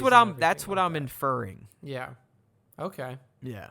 I mean, I can buy it. I mean, like, that was a theory that was thrown around, even around TROS Palpatine, because TROS Palpatine, that line, he says, I am all of the Sith. This, if you carry this back all the way to Darth Bane and essence transfer and how this could possibly work. If you read the Bane books, it's very unclear at the end whether Darth Xana actually kills him and then is able to maintain her being, or if Bane was successful in possessing her. And, what a theory says, and, that's out on the internet, is that, like, essentially Bane was able to live all the way through, and in each transfer of life that happened, he not only took on his own, took his own knowledge and his own powers with him, but he also brought along the powers and the knowledge from all of the Sith that he took over. Oh, yeah. So that's what I mean. I just kind of inferred it. They don't really go in detail, but the next time we pick up with Kylo, he's leaving this Remnant Corps system to head to Mortis. So I'm like, all right. He figured it out somewhere, so I assume just from sucking dude's face. Yeah. So at this point, Kylo kills Valum. Team A gets the beacon lit. It gets the mention out. Supposedly, you're going to see some Bendu monks. That would be a nod to Rebels. This is where we get the boss cameo, and apparently he fucking hates the First Order, so he was going to help Leia. The signal reaches a boy and his sister watching the hologram from an R6 unit near their moisture evaporator on Tatooine. Nice. So that's a nice little nod. And then Leia's speech was essentially, we can no longer live in the shadow of the First Order. We must step into the light. But then the transmission gets cut. All right, so then we cut to Team B, which was Rey, Poe, Chewie, BB-8. So, the teams were great splits, in my opinion. You got a little bit of old and new mixed within each one, but everyone was out on the adventure. Yeah. So they're sailing on this ship, this razor sail thing. This is where the Knights of Ren attack, and eventually Rey kills them all. This is where we learn Rey is conflicted. She's telling Poe, like, I had no choice. And Poe's like, hey, don't worry about baby. Jedi do that, right? Like, killing people. And this is where Rey, she knows now she has to go to Mortis. I don't know. I guess she's having visions, or this is why she's on this planet. But we also learn, and as I've been saying, I'm telling you, that scene in TLJ, which I believe there's another story that Colin actually asked Ryan to put that in there for him. Yeah, I remember you mentioning it. The meeting of the two. But Poe apparently, he at least has a crush on Rey. And Rey's like, dude, you can't come with me. This place is fucked up. And he's like, no, I'm not going to leave. And she eventually mind tricks him, but he even beats that. So she does end up kind of planting one on him to catch him off guard, and then the mind trick takes and he leaves. So this is where Rey then takes the Knife 9, which is the Knights of Ren ship, and she heads to Mortis. And the others, they get back on their stolen Star Destroyer. Hux comes into the picture. Kylo's like, yo, I'm leaving this place. Hux is like, motherfucker, Coruscant's under attack. Kylo's like, dude, keep the faith, chill the fuck out, don't be a pussy, essentially. Yeah, as he would. And then Kylo's like, listen, dude, I'm the one that cut the beacon in the first place. I've got everything under control, but I need to go finish my mission. So that happens. Then we get to see Leia. She eventually ends up at Lando's strip club, if you will. And she asks him for help, but apparently Lando turns her down. He's like, hey, listen, a lot of my clients are first order. So, I thought that was interesting. So at first, he's like, no. He even says, we won a war once already. What good did that do? Wow, okay. So then Rey heads to Mortis now, which is described as having no stars around it, just deep black. Now, her ship shuts down and she crashes on it, and at the same time, her buddy shows up. Okay, so just kind of Mortis is clearly a huge part of this movie. So if we harken back to Mortis as we saw it in Clone Wars, like Mortis wasn't really a planet that they ended up on. Like Mortis was more of a like Force users, like the way Anakin got there and Obi and Ahsoka was like they didn't actually go there, right? Like they ended up there, like their ship stalled. Oh, dude, it's been a while since I did my rewatch. I have no fucking idea. From what I can remember, it was like they were going somewhere. Their star, their ship stalls out and they're stuck. And then all of a sudden they lose time. Like they almost go into like a very realistic vision and they're like pulled to Mortis. And then that's where that whole arc plays out. And then when they come out of it, they're back on the ship again with time loss. It's almost like an alien encounter, how people describe that, where like you go you go somewhere and then you come back and you can remember it, but you lose time. Like it's all gone. Like you lost an hour or you lost, I guess that's the animated version of Mortis, because in this pretend version of live action Mortis, it sounds like it's a physical location. A physical location, but not really. It's essentially a black hole. It's the butthole of the galaxy, or the vagina, if you will. Yeah, that's what Valen was saying. He's like, this is the source of everything. Yeah. The source of the Force, the source of all living things. So, yeah, I mean, who knows? But they end up there. This is at the same time. Now we get the big Coruscant battle, which is a callback to Return of the Jedi. So you got the ground and air battle, space battle, so on and so forth. So on Mortis, are the two Force users, they each have a vision. Rey has a vision of being on Jakku, okay, and essentially sees the moment she's left, where her mom runs towards her, but her dad's like, no, we can't, it's too dangerous. Wait here, we'll come back. But then Rey's like, why did no one come back? And then Kylo has his vision, where he finds a house in the woods, and in the house there is a younger version of himself. And essentially Han Solo's there too, and he opens the door and has a conversation with Han. So there's another similarity, but this time the conversation didn't work. Han was trying to tell him, like, listen, man, this is all bullshit, and your mom needs you. And Ben's like, no, she sent me away. She's afraid of me. Blah blah blah. So, anyways. So that was the young Han to young Ben. Yeah, essentially something like that. And then Psycho Kylo was just kind of watching all that play out. Okay. battle Coruscant's continuing, and now Kylo and Rey confront each other, and essentially they start taunting each other, getting in each other's head, using the Force against each other, and Kylo's like, I'm stronger than Anakin Skywalker, stronger than his son. And Rey's like, but you're still afraid of what? You? Of course, what you become. The dark side has left you empty, a husk. You gotta love some of this dialogue. So, yeah, whatever. And he's like, we could rule the galaxy as the ancients did. A lot of shit about the ancients. The dark side and the light. So that is a direct reference to Mortis and the gods, right? The father, the son, and the daughter. Yeah. And then this is where Rey again calls him out, like, you think I'd join you after what you did to my family? And Kylo's like, whoa. So she knows about it. So, yes, in this version, Rey is still a no one, and Snoke sent Kylo to take her out, but he just got her parents instead. He didn't get her. So, like, she confirms that her parents weren't losers. I mean, this is just my parents didn't sell me for drinking money. Okay, they were gotcha. hiding from you because Snoke put a hit on them because of her. Interesting. Like, so he just wanted to get rid of the kid. Yeah, so Snoke knew that she was a Force user. Powerful in the Force, yes. Yeah, and then, her parents were probably... Which is hinted at in TFA. There's been an awakening. I mean, yeah, exactly. Snoke felt it, but hey, now he's a clone. Didn't matter. So essentially Kylo killed her parents, whatever. Yeah, interesting. They're Considering battling. They're trying to sap the living Force out of each other, but can't at this point.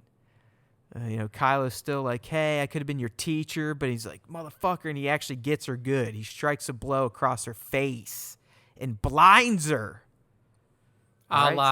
This is where her fucking Neo vision's gonna come in, isn't it? From exactly. So the now, Matrix. or Kanan, so yeah, Kanan. At this point, Rey's out. She's out of the fight. Kylo enters the temple on Mortis.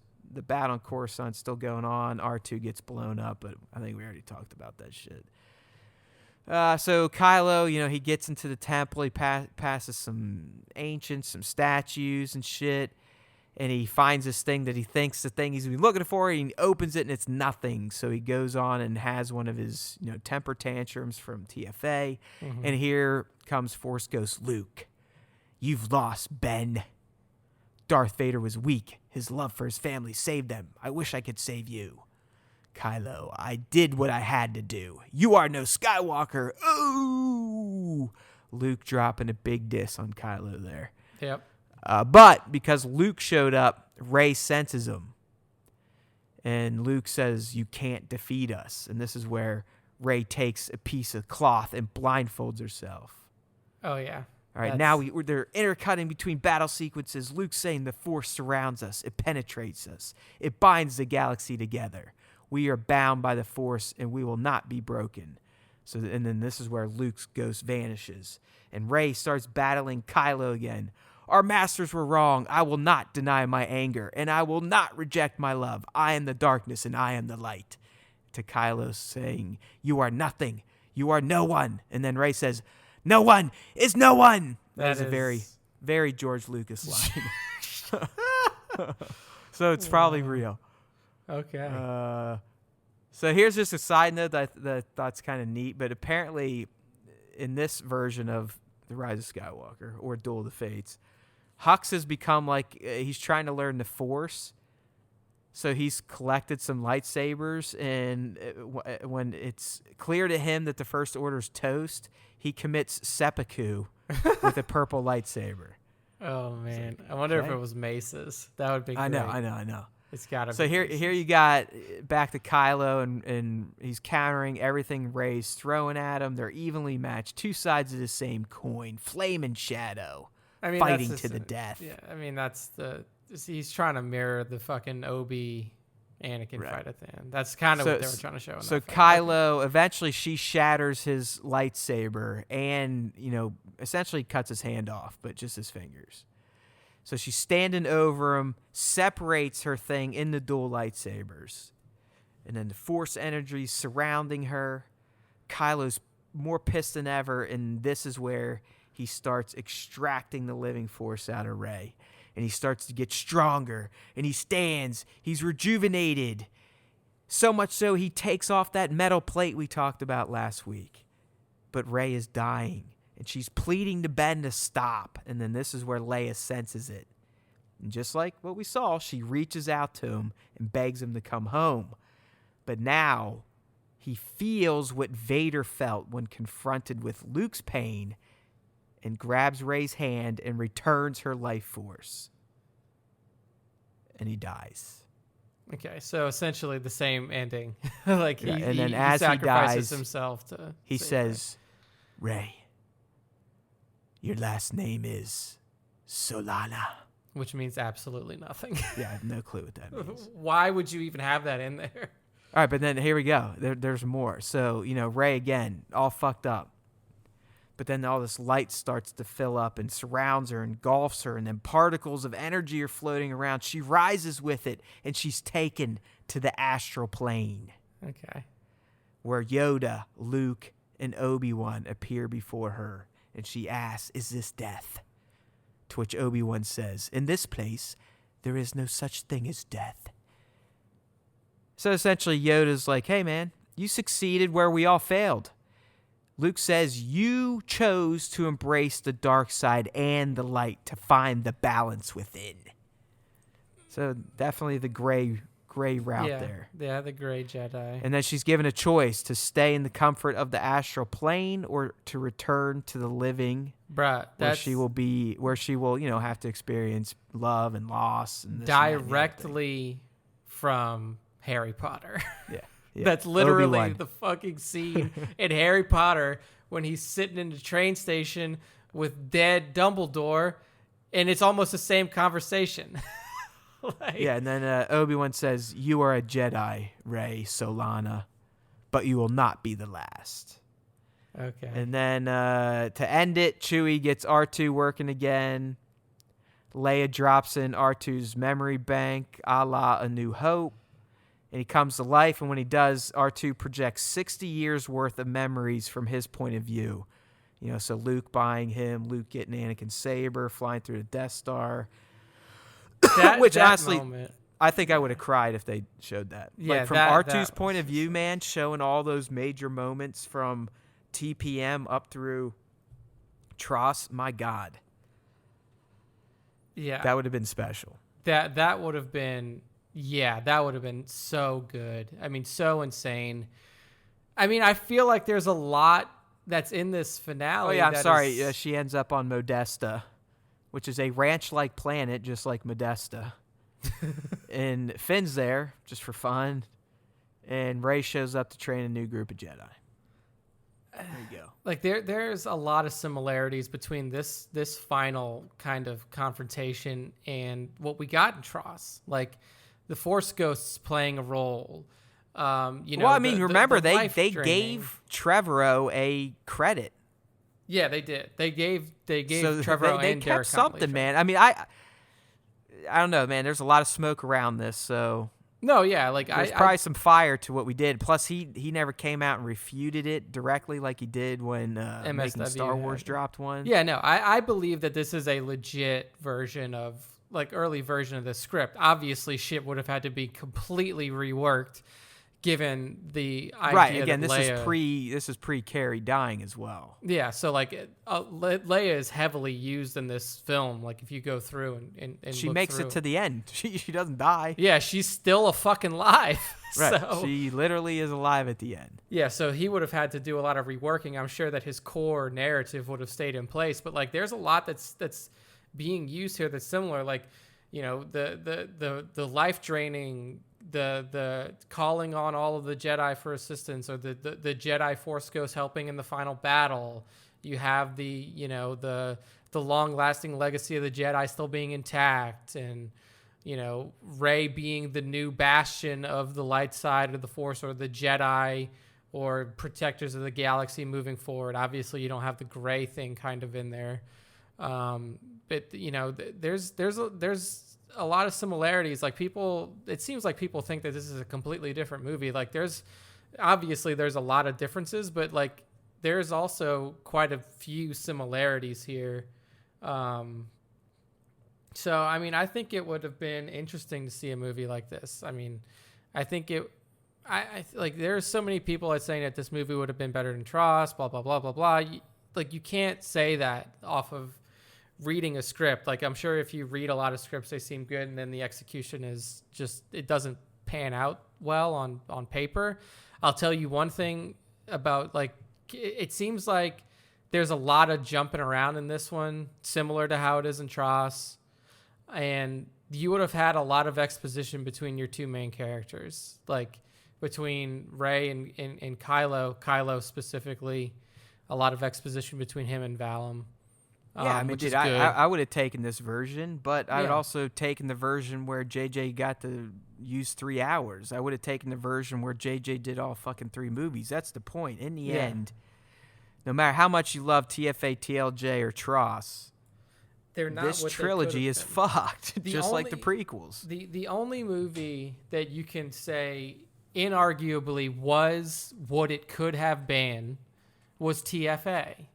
Because it was the only one that was made with no context in front or behind it. It was the only. And apparently, he wasn't even allowed to do half the shit he wanted to do in that. Wow. I mean, it's unfortunate. It's unfortunate. I mean, there's a lot of things that went against this trilogy. Carrie's death, the different directors, losing Colin on 9, just there's so many things that went against it. And I think for everything that did go against it, we still got 3 good movies. And I still think that The Force Awakens is a magical moment in Star Wars history. It is good, but I feel like if you watch that now, know where everything ended up, it's kind of like slowly letting air out of a tire or something. Like, I haven't watched it since. See, like, I haven't watched it since I mean, just think about it. There's so much like setup, wonder and amazement of where things could go, and things went places, and I enjoyed both of the follow-ups, but I still now, and this is the shame, I look back on this trilogy there's a lot of missed opportunity, just like the prequels to me. I mean, the prequels did not pay off on what I thought they would do for me, and that was to tell the rise and fall of one Anakin Skywalker. Didn't do it for me. Notice how I keep saying that because people forget about opinions. In the sequel trilogy, now I could say I don't think it paid off on a lot of shit for me. The Rey stuff got fucking weird. Like, I'm not gonna lie, I've seen the movie 4 times, and whenever they do the Palpatine, like when he first says, "Rey, you're a Palpatine," I'm just like, it doesn't even. It doesn't make a lot of sense. It just doesn't even sound good. Like, I don't even know if that was JJ's original plan, like from the get-go. Like, I don't know if that's where he planned on going when he was writing TFA. Like, and that's what's. I mean, it is. You know what I mean? That's my point. So even now, TFA, you're kind of like, you're almost disappointed that some of the themes and threads set up really never paid off. Yeah, ever. Like, one thing that I'm good at is watching individual movies in a silo. Like, that's always, like, I can watch any movie in any trilogy and then just kind of block out what happens before and after it and just enjoy that individual film without the greater context behind it. And that's kind of what I plan on doing with, and look, like I said, my feelings on TROS have not changed from when we recorded the initial reaction cast. Like, I still really like that movie. Yeah, the pretty much half the movie's kind of fucked up. Yeah, the like second half, you're like, all right, I guess this could work. Yeah, like once, like we said in the reaction cast, like once you get past that frantic 45 minutes, like that movie settles into a really good narrative ending. And again, like, I don't give a shit if you don't like the story that's being told, that's fine. That's not filmmaking. Like, filmmaking isn't the story that is being told. Filmmaking is the execution of the movie as a whole. So I thought that they did a fantastic job of filmmaking towards the back half of that movie.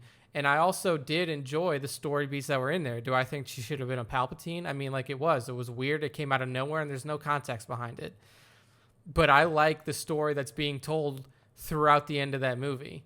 And there's still, like, when I hear those voices and I see the end of that movie and that final moment with Palpatine being disintegrated and everything like that, like, it hits me when when the fucking fleet comes in at the end and comes to save the day, it hits me. Like, there's a lot of things in that movie that I like.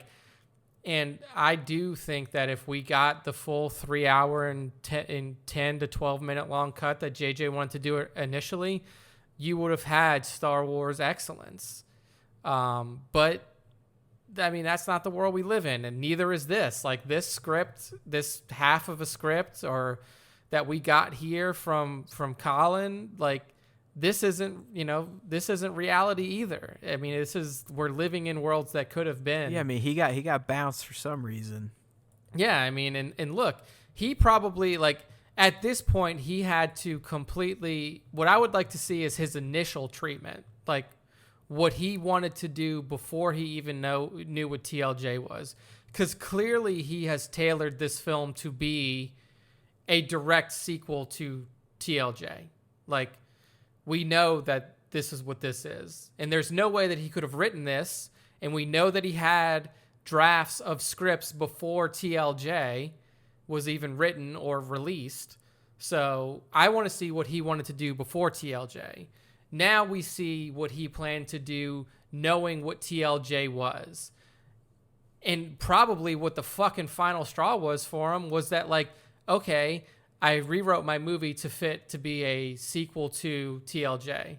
Now I need to rewrite my movie to include to remove one of the main characters that I used. And I just don't want to do it. Like, I don't like. Yeah, I have a feeling it was kind of like, all right, fuck this shit. Yeah, he's like, look, I've already basically had to rewrite a whole movie, and now I'm going to have to rewrite it again, and I don't want to do that.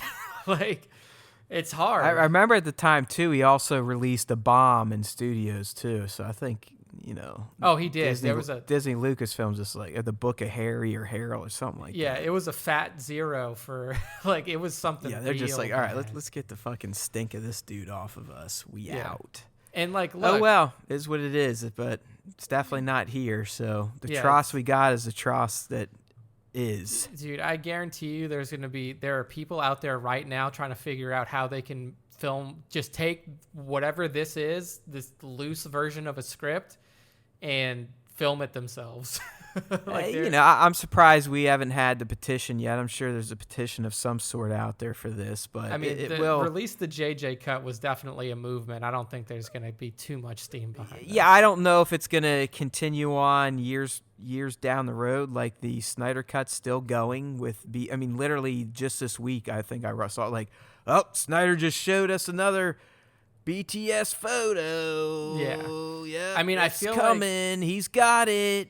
But I feel like it also depends on what he has still, JJ, that is. Like, once he gets distance from it, like, because it's still way too early for JJ to be doing stuff like that, to be like, hey, here's a shot of the Oracle. Here's a shot He'd never do it either, because, I mean, I believe Snyder's a little salty because of the way his exit was handled. I mean, I think they essentially shit-canned him as his daughter was either killed or dying. Yeah, she was still like that was still very fresh, and like, yeah, it was a weird timing to that. But I don't know, dude. I mean, I have to, like, we all have to live in Star Wars reality, and Star Wars reality right now is that seemingly Disney really fucked JJ on his final cut for TROS. Yeah, I'm definitely rolling with that as being legit. Yeah, like, there's no reason for me to believe that's false. And I mean, even when I watched the first time I watched it, obviously there's a lot going on in a Star Wars superfan's head, but yeah, I'm just sitting here like, this is just arguably not really even good filmmaking here. In the beginning, the edit is just so fucking goofy. The whole time I'm watching the beginning, I'm like, this is way too fast. Like, that was what I kept saying. I was like, this is way too fast. I've never seen a movie of his like that. I'm just like, there's no way that he did this on purpose. Like, there's no way he did this on purpose. They were either holding his gun to his head saying, motherfucker, edit on the fly, which his editor pretty much said they did, or someone took his edit and even edited even more. Yeah. So, I mean, I even had a friend who was like, hey, isn't the JJ, like, aren't they like re-releasing at the end of the month? They're going to like put out a new version. That's the JJ cut. I'm like, there's a 0% chance that's going to happen. Like, I don't know about you, but around me, dude, theaters are all but closing it out at this point. Ahead of movies that have been out months before the Star Wars. I mean, mine's still, like, I'm going again tomorrow. Like, it's still in theaters. I'm just telling you, like, screenings throughout the day, it went from probably having at my AMC, which I don't even know how many theaters they have anymore. It used to be 30, but they're fucking up, and they're putting in this dumbass Dreamscape thing, like VR shit. And I know it's going to be cool once, and then no one's going to go do it again. They've literally going to waste all this money and probably shut down the fucking theater, and I'm going to be screwed. Yeah. What the fuck was I saying? I got pissed at the AMC. Theaters, the number of showings. Yeah, dude, it's down to maybe 4 screenings for a whole day. So like my Frozen AMC, 2 has more than that. like right now, I mean I have a smaller theater. I have a 14 screen theater that we go to. So 1917's got 4 screenings per day. TROS has 4 screenings per day. Oh yeah, so you're tiny. Yeah. Yeah, Jumanji's got 4 screenings per day. So I mean, like, I don't have a huge theater. The one that has the most right now is Bad Boys for Life. Bad Boys for Life's got 5 me too. And which, by the way, surprisingly good. Knives Out still got 4, but I think that's another also re-release for the Oscar season. Frozen 2's only got 2 for me. I guess it depends on how it's doing at individual locations. Yeah, the reason I know it's on its last legs at my AMC is because it's off of all special screens now. Okay, yeah. See, You can't catch a Prime, you can't catch a Dolby Cinema, you can't catch a 3D, you can't catch an IMAX at this point. Yeah. See, like mine doesn't have any of the special screens. So yeah, so I can't. So you're really basically use that saying as a your measure. theater sucks. No, it is. It's not a great theater. Like, But do you even have reserved seats or like leather recliners and all that shit? Or we actually go to, like, Taylor and I flip between 2 theaters. One of them is a standard ass movie theater, no IMAX screen. They have just like bigger seating theaters, and you got cloth seats, and that's it. The other one we go to has like the reclining seats, leather, nice. I can't do anything but that these days. I mean, you try to get me to go to an old school theater where they still have like flip down seats and shit like that. It's like, fuck you crazy? Yeah. So I'm looking at box office now. So I think last week we talked about it crossing 1 billion worldwide. Currently sitting at 1.03 billion. Oh, Jesus. So it's made it's $30 dead. million over the last, I don't know what day it crossed the billion, but I mean, just let's be real here. Like, the China box office for this movie is abysmal. 20 million total. 20 million, dude. Yeah, TFA it's like they turned it on for 2 days and then turned it off. They're like, all right, fuck it. Like TFA made 107 million. TROS made 20 in 5 weeks. Like, they didn't care. It made $216,000 from January 17th to 19th. Like, $216,000, dude. Essentially nothing. Like, this movie's box office just took it from China. Like, it also followed the trend that was happening, though. Yeah. You had TFA, sheer drop to TLJ, another sheer drop. So, hey, that's why Star Wars is going to bed for a few years, my friend. This is it. They realize themselves that, Bob Iger, like, fuck, we fumbled the living shit out of this. And we still made, $6 billion or whatever. Yeah, it's like you couldn't fuck up a movie release really any harder than what, or like a trilogy release any harder than what they did. Yeah. Like, they basically managed to set fire to the fandom, divide Star Wars families just like American politics, and now they probably can't even trust that any new Star Wars movie is going to instantly make $1 billion. Yeah, it's gonna be hard. It's gonna be hard, dude. Like I don't think when you come back 2022, you make a bill unless one, you gotta have Taika. If Taika is your 2022 open and he doesn't completely fuck up his career before that. Dude, for even with him, for that movie to make a bill, the word of mouth would have to be undeniably strong. Oh yeah, like the marketing machine has to be on because fucking it's full not going to be blast. Skywalker tied, so you can't rely on any of that. Even just casual Star Wars fans, you can't rely on them. And this would be the people like you and me, going to see it because we've been foaming at the mouth for it. We see it, and then we come back and we just go like, la la la la la la blah blah blah blah blah when it suck its penis, stuff like that. So. Yeah, it's gonna be interesting. I mean, at this point, I almost want to fucking throw up a TROS, like a Star Wars 2022 countdown on the SWT website, and just be like, all right, boys, here we go. I mean, right now we're essentially at fucking 900 plus days. So, Oh man, that is depressing. Yeah. All right, dude. Yeah, let's quit bumming move into ourselves happy out, times. because I think we essentially just managed to convince ourselves that the sequels are as bad as the prequels, and that is just not true. I'm not ready for that type of shit. But no, that would never be true. That is one thing. At least as films, they're better overall than the prequels. But I still, agree with that. Still a major fumble. There's Did no not doubt about live it. up to the potential. I Yes, guess exactly. Is the best way to put it. Exactly. All right, but yeah, as Nick said, happier times are on the way. That's because we're getting into our top 5 Star Wars fan artist features of the week from that good old algo whore Instagram. Instagram top 5 of the week. Yeah, speaking of the algo whore, I've been tagging people. Yep. It's not my favorite thing to do. Kind of feels a little douchey. Hey. So I get a DM from someone today. It's like, hey, can you please stop tagging me? It's an annoying way of self-promotion. I was like, oh, who was it? Call him out. What a fucking douchebag.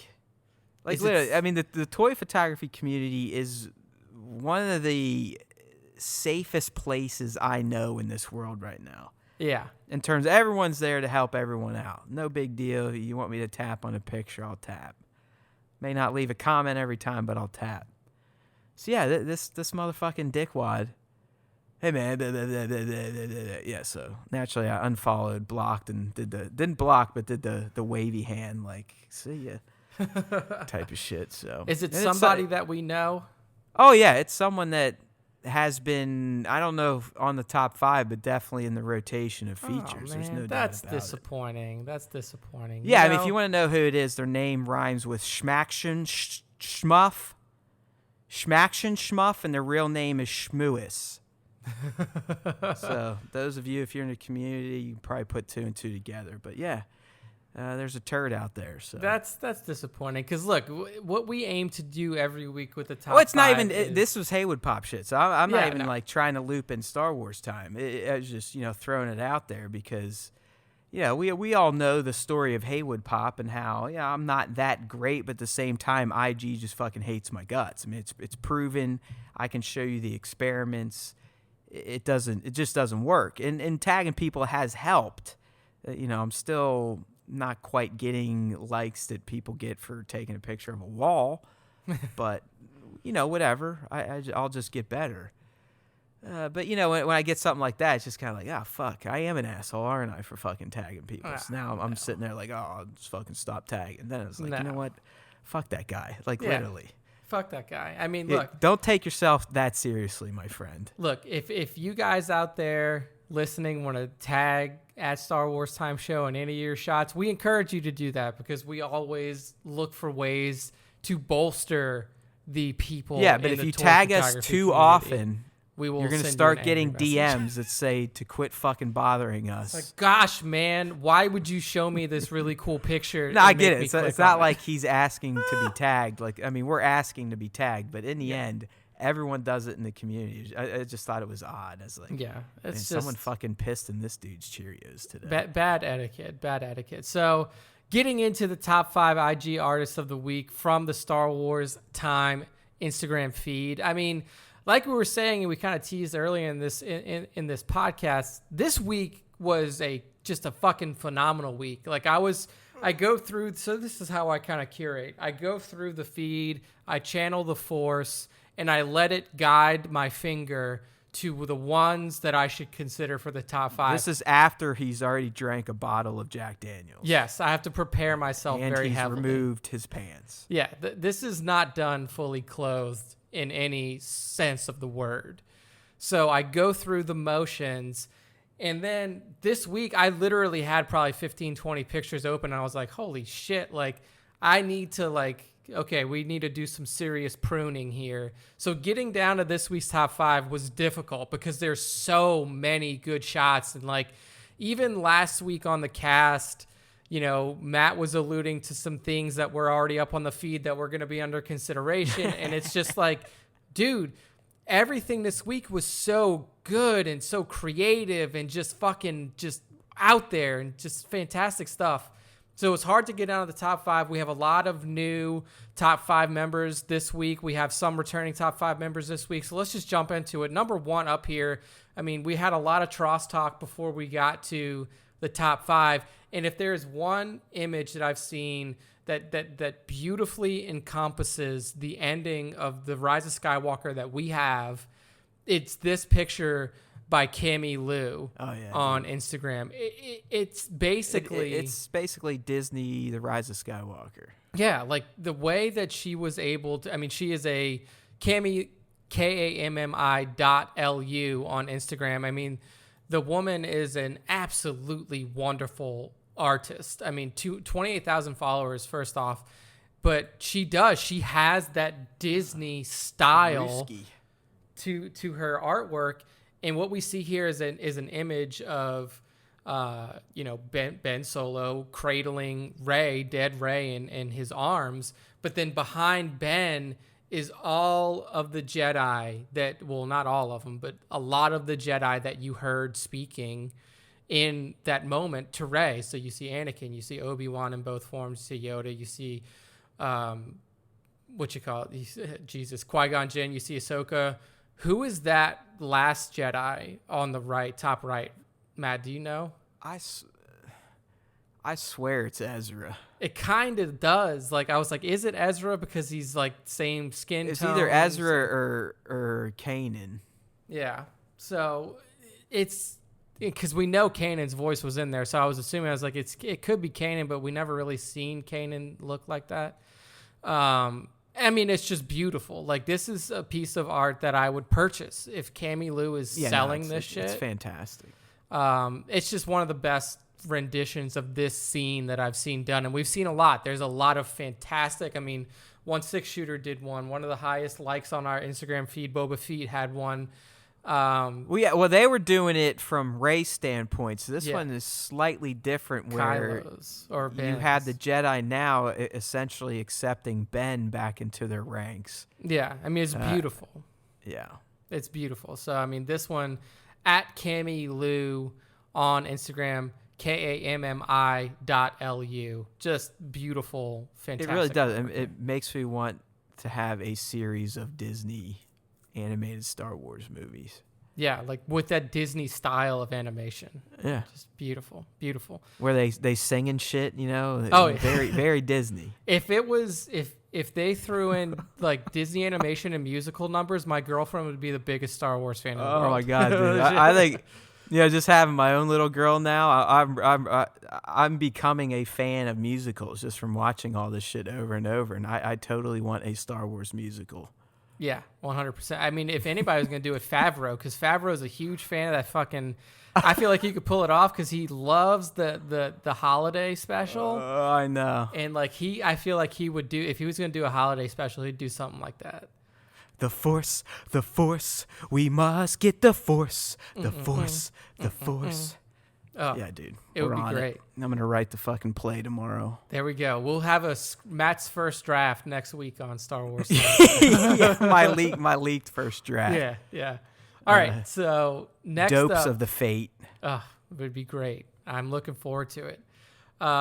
Next up in the top 5, we have a returning top 5 member, and this is Eye of Uatu. And first off, Tom, I believe, is Mr. Oh yeah. I mean, he Yes. is. Tom might be the nicest human being that He's I've ever. Tom, encountered on the also internet. known as the Aaron Rodgers of toy photography. Why is that? Tell me. Oh, Try to find a picture of him. does he look exactly like? Oh, Aaron that Rodgers? like doppelganger type of shit. Well, then You know, he's got a lot going. Throw him in for a State Farm commercial, basically. He's Aaron Rodgers' stand-in for the State Farm commercials. But No, Tom Tom's a Mac Daddy. Yeah. Anyone listening that is in the Instagram toy photography community, I guarantee knows of Eye of Uatu. There's no doubt about it, because he's a guy that if you get a comment from Tom, you know that, and I've told him this, you know that you've done your job. It's not like, Tom's the almighty God, gatekeeper of all things great toy photography, but he always takes his time to give every artist a very detailed and personal comment, usually expressing his feedback for the image. And It's not the bullshit like most of us do, like me, like a thumbs up or fucking high five, shit like that. Or like, Matt's good at the emoji comments. I am all about emoji replies, or the good old thanks, dude, thanks, bro, thanks, man, appreciate it. No, Tom is like, oh, dude, the way you captured this at that angle with that light with this coloring, blah blah blah blah blah blah blah. I just know for me personally, I guarantee everyone else feels the same way. When you get a comment from Tom, it just makes you feel good about yourself. Oh, dude, I mean, I'm like, all right, I'm not a fucking complete bozo. Like the comments that we've gotten from Tom on the Star Wars Time show, and when he shares our stuff on his stories and the things he has to, I mean, like, I read them, I was like, Jesus, people think this highly of us? Wow. Like, Yeah, it does. so, It makes you feel good. That's a perfect example of what Tom does for everyone. Like, he's almost like a therapist for toy photographers. And now kind of pivoting to his shot, his focus is the exact opposite of a therapist, and it's Darth Maul, and it's the new, I believe it's the new Hot Toys figure. It's the one. Yeah, I have this guy. It's Tom and I have talked about him just through DMs casually. I mean, it could be my favorite 1/6 scale at this point in time, just because of his face sculpt, his head, the way his head's built. It's a magnet system. It's not a fucking peg system, and you can actually move his eyes individually. Oh my God! I mean, the way. So, he's a great figure, but the way Tom gets this dude, and it's a portrait, and just the way he either dodged out his eyes to make them brighter or overlaid like some orange on there. I mean, I love the look of the shot, the precision, the colors of it, and it gets across Maul's inherent intensity for being evil. Yeah, it's just the menacing visage that you see here is just, it's like intimidating. And like if you're scrolling through your feed, you come past this is one of those shots that does not look like a toy. Like it does not look like a figure. Oh, no, not at all. This could be a painting. Yeah. Concept art, a fucking poster, you name it. Yeah. I mean, it's such a well executed, like you said, it's a portrait shot. I mean, I don't want to ever call something that toy photographers do as simple, but like in terms of execution of the image, like the shot itself, it was probably relatively simple, but the way that Tom brings out, like you said, the intensity, the ferocity. Oh yeah, no, he is a Photoshop master, just like a graphic artist, if you will. I mean, I'd imagine this was probably shot in his house or apartment next to a box. And then he just Mac Daddy this shit. I'm not lying. I think I don't know if he still lives there, but he used to shoot on the rooftop of his building by like the air conditioners, and that was the backdrop for most of his photography. Yet he turned stuff into this. Yeah, I mean it's a fucking magnificent piece of art that he was able to turn out here with this Maul shot. I mean, at Eye of Uatu UATU on Instagram. The guy is a genuinely nice fella, and he's also a Mac Daddy. like Val Dyslexia, because every time I see his handle, I want to say Eye of Uatao. I say it too. Like that's kind of what I thought it was at first. You just kind of add that extra A in before the U. But yeah, Uatu. You got to get used to saying it. Apparently he's a comic book character, because Tom's a big. That's the way he explained it. He likes Nick and I because we had the same passion for Star Wars that he has for Marvel. Yeah, I mean that's his profile picture on Instagram is Uatu, the comic book character, I believe. Yeah.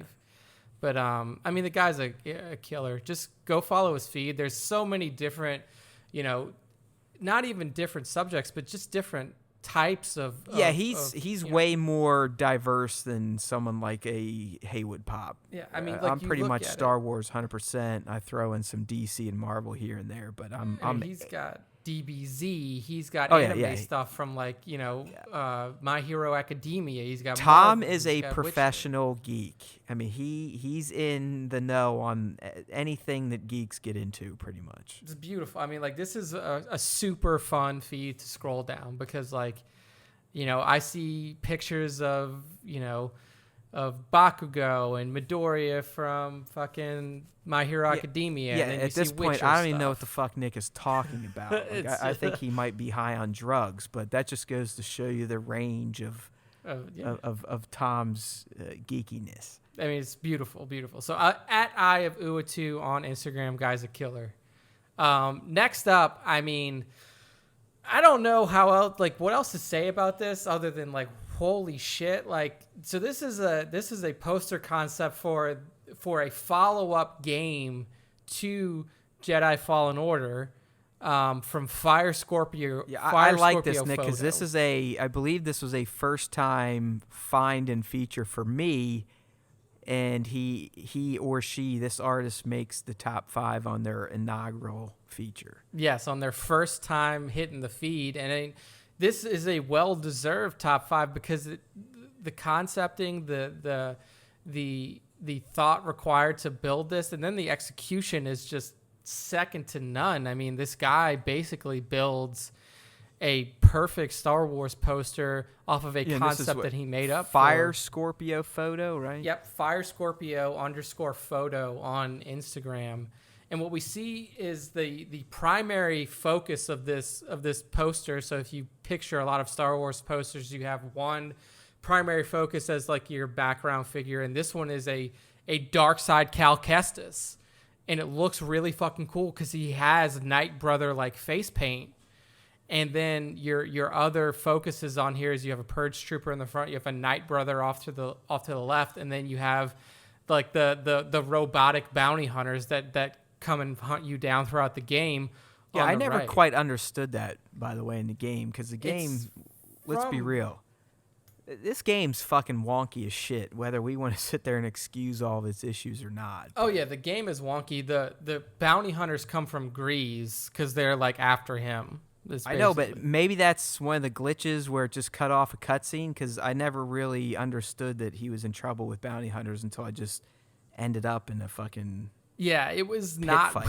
It was not well explained. In the first time, I don't know the first time that you encountered one, but the first time I encountered one, I was on Bogano, and I walked into a room that I had been in 15 times. I had been there a ton. Oh, yeah. Then they just insta-res out of nowhere. Yeah, it's what the fuck is going on? I start getting shot by this big-ass yellow thing. I'm what the fuck is going on here? Speaking of this game and all its wonkiness, the intern fired it up for the first time. I think within an hour, maybe 3 hours, he quit. I could see that happening. Ryan seems like somebody who gets frustrated with things very easily. There's plenty of holes in his house from punching shit. But first off, he played on a harder difficulty and didn't listen to me. I was like, dude, I know you. You're like me. This is not going to be fun for you.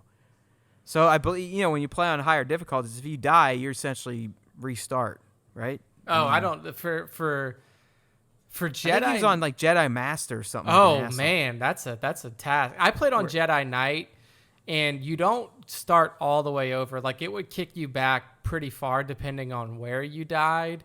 But usually, if you died in a boss fight, it would allow you to restart the boss fight right from the beginning of the fight. Like if you died at 1% and the boss was almost dead. Yeah, so either way, he fucking had to redo a lot, so that drove him nuts. And then he started to hit those on rails platforming segments that are the worst. Oh. And that did him in. He's like, bro, you might as well just tell me what the fuck happens, because I don't think I'm gonna finish this shit. Just tell him to go back to Padawan or story mode, because like I could tell. I was like, dude, just go to story mode. You're not gonna avoid the on rails bullshit. That just is what it is. You're probably gonna die 20 or 30 times per jump because none of it makes sense. There's like no physics in this game at all that ever makes sense during those segments. So just good luck. Yeah, but yeah. I mean, story mode is like, fuck it. Why drive yourself nuts? Either way, this poster's fucking titties. The game's wonky. But Rise of the name that Fire Scorpio Photo gave this follow-up, this concept follow-up, is Rise of the Sith, which I thought was really interesting and cool. So it's fucking cool. What can I say? At Fire Scorpio Photo on Instagram. And that's why we're not professional art critics. Yeah, I know. It's that'd be Nick's review. That'd be your quote on this poster at the gallery. Well, because it's fucking cool. Yeah, I mean, I think that sums up about any positive feedback that you can give something. So it's fucking cool. Don't question us. It's just fucking cool. Fire Scorpio _photo on Instagram. First time top fiver. First time feature. Well done. Woohoo! Woohoo! Woohoo! Next up is a tried and true member of the top 5 crew, and this is Papa Palpatine Photography here. This is Papa's, like, what we have here is like a bread and butter Papa image. It is a mashup. Vintage Palpatine here. Yeah, it's a mashup of Star Wars and Alien. I've called it out before when we were talking through our top 10 artists of 2019. Papa was on there. And we go right back to the Alien Star Wars mashup. And Papa has Boba Fett in all of his glory, blasting. I just fucking love this pose. It's so good, dude. Just fucking blasting the brains out of a xenomorph. And like you meant, the fucking pose that he's got Boba in is so cool. Like, it's almost like I'm gonna try and envision what Triple P was thinking here, but it's almost like they're running at each other, and he snapped this mid-run, and Boba literally just had his rifle out and on an extension. Just goes plah, plah, and fucking blows the Xeno right through his face. Yeah. I mean, I could right definitely up through his face, out his head, like as they're running at each other. It's almost like if this shot continued, Boba would run right past him, stop, and do like a real slow turn, just to be like, I fucking got you. Essentially. Yeah. And then the fucking xenomorph just falls down. It'd be like a the fuck was it Ninja Gaiden or Shinobi, where at the beginning it's like they're. It's the two dudes running at each other, and they're like, choo, choo, they jump, and whew. That's what this is to me. Yeah. That made no sense, but that's how it plays out in my head. The way that I could see it is like, because it looks like the xenomorph's kind of jumping. So, like, same setup. They're running at each other. Boba sees the xenomorph go to jump, so he slides, and it's like that moment where you're over, like, one person's over he's like the other. Sidestepping. Boom. Like, yeah. Yeah. I mean, again, Papa is a master of these mashup Hey, you know styles. what? I mean, I'm never going to question the artist, but Papa led with a non-effect shot, and then this was on one of the swipes, and I took this one because I just... Oh, really?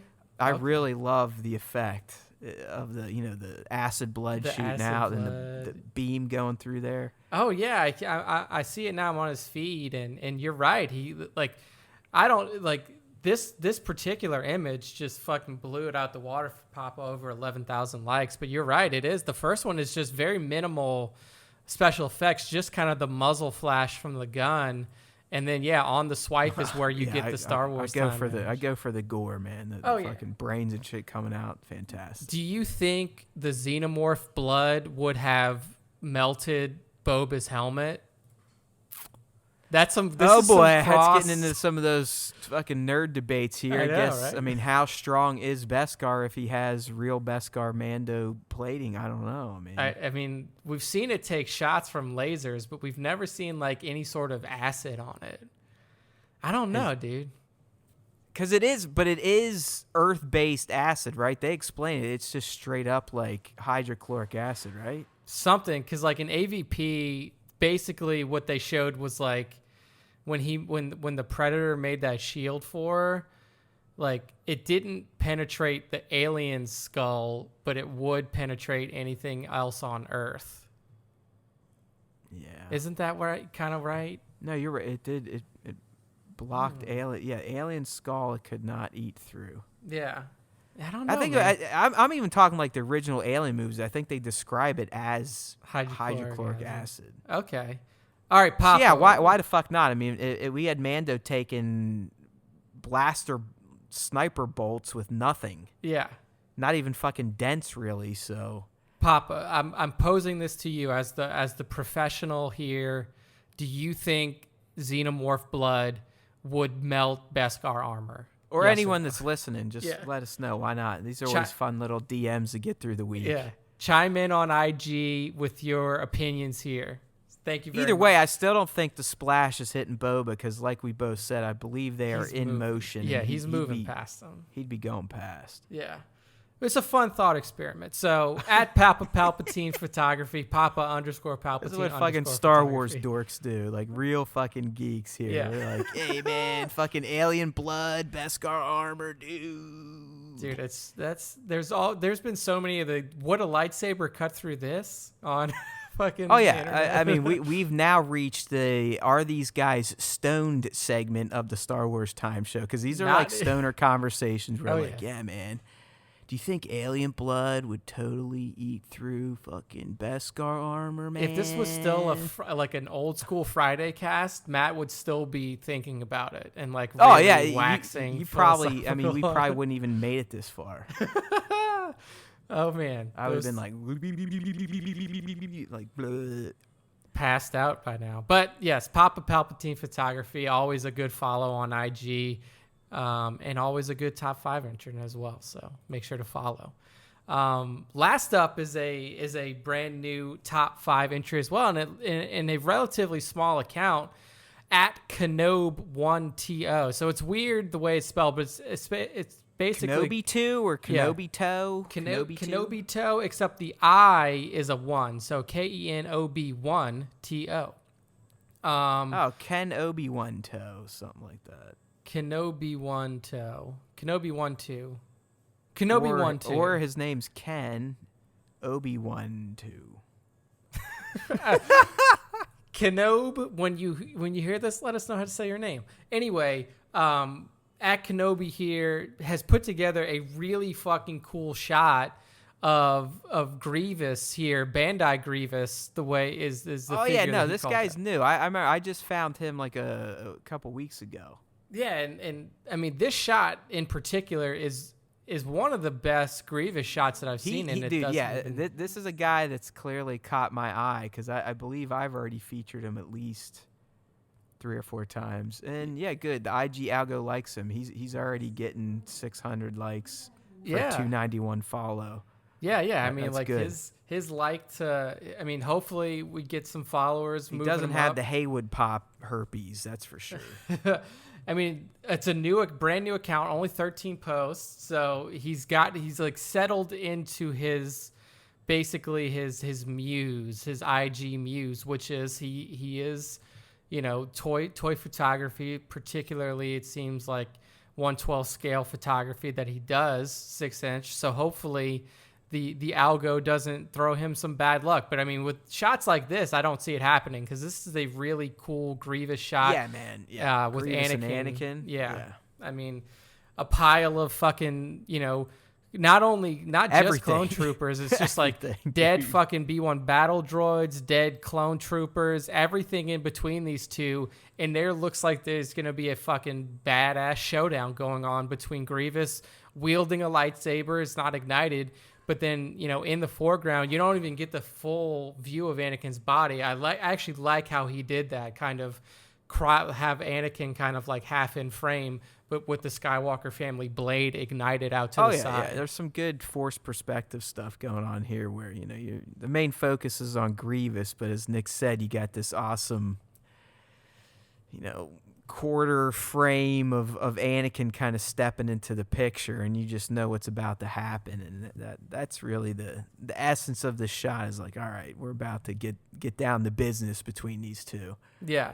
I mean, so it's a fantastic shot. Yeah, I love. I mean, the fucking tone, everything here. I believe that's the Bandai Grievous. So that's a model. That's not the Black Series. Yes, yeah, he calls it out. The Bandai Grievous looks amazing in his original caption. So. Which is a fun model to build, and I'm not one that really loves doing models because they can rather piss me off. But this is a high quality model to build that really doesn't require fucking glue or anything stupid. You can just snap in place. And this background, I mean, like, this is a pretty cool background that he photoshopped in there, got in there somehow. Cause yeah, I don't know how much of this is digital, but there's some really nice light leaks in here. You got some particles. I'm assuming that's all after the fact, but yeah. Either way, Kenobi 1-2. I'm just gonna go with following your that. career with great interest. Well played, sir. Well played. Just a little bit of Sheev there in Matt, as you would expect from the Sith of the course. duo. That's me. That's how I roll. So that's it, right, buddy? We got them all. We got some fresh ones in there. I like to see that. As I said, we are getting more and more tags throughout the week, which is probably because more and more people are starting to realize the awesomeness that is the Star Wars Time show and its bros. Look, we can even rhyme, right? Our skill set is endless. But it's about that time to say goodbye, so let's do that dance, and that dance is all of your happy asses going over to StarWarsTime.net. Why, you may say? Well, you know, we got to keep the lights on here. We need people to look at our content that isn't just our two gas bags sitting here going, blah, blah, Star Wars, blah, blah, Star Wars. We love Star Wars. We do other stuff, too. We do videos, break down any, Star Wars cartoon live action series that's currently running.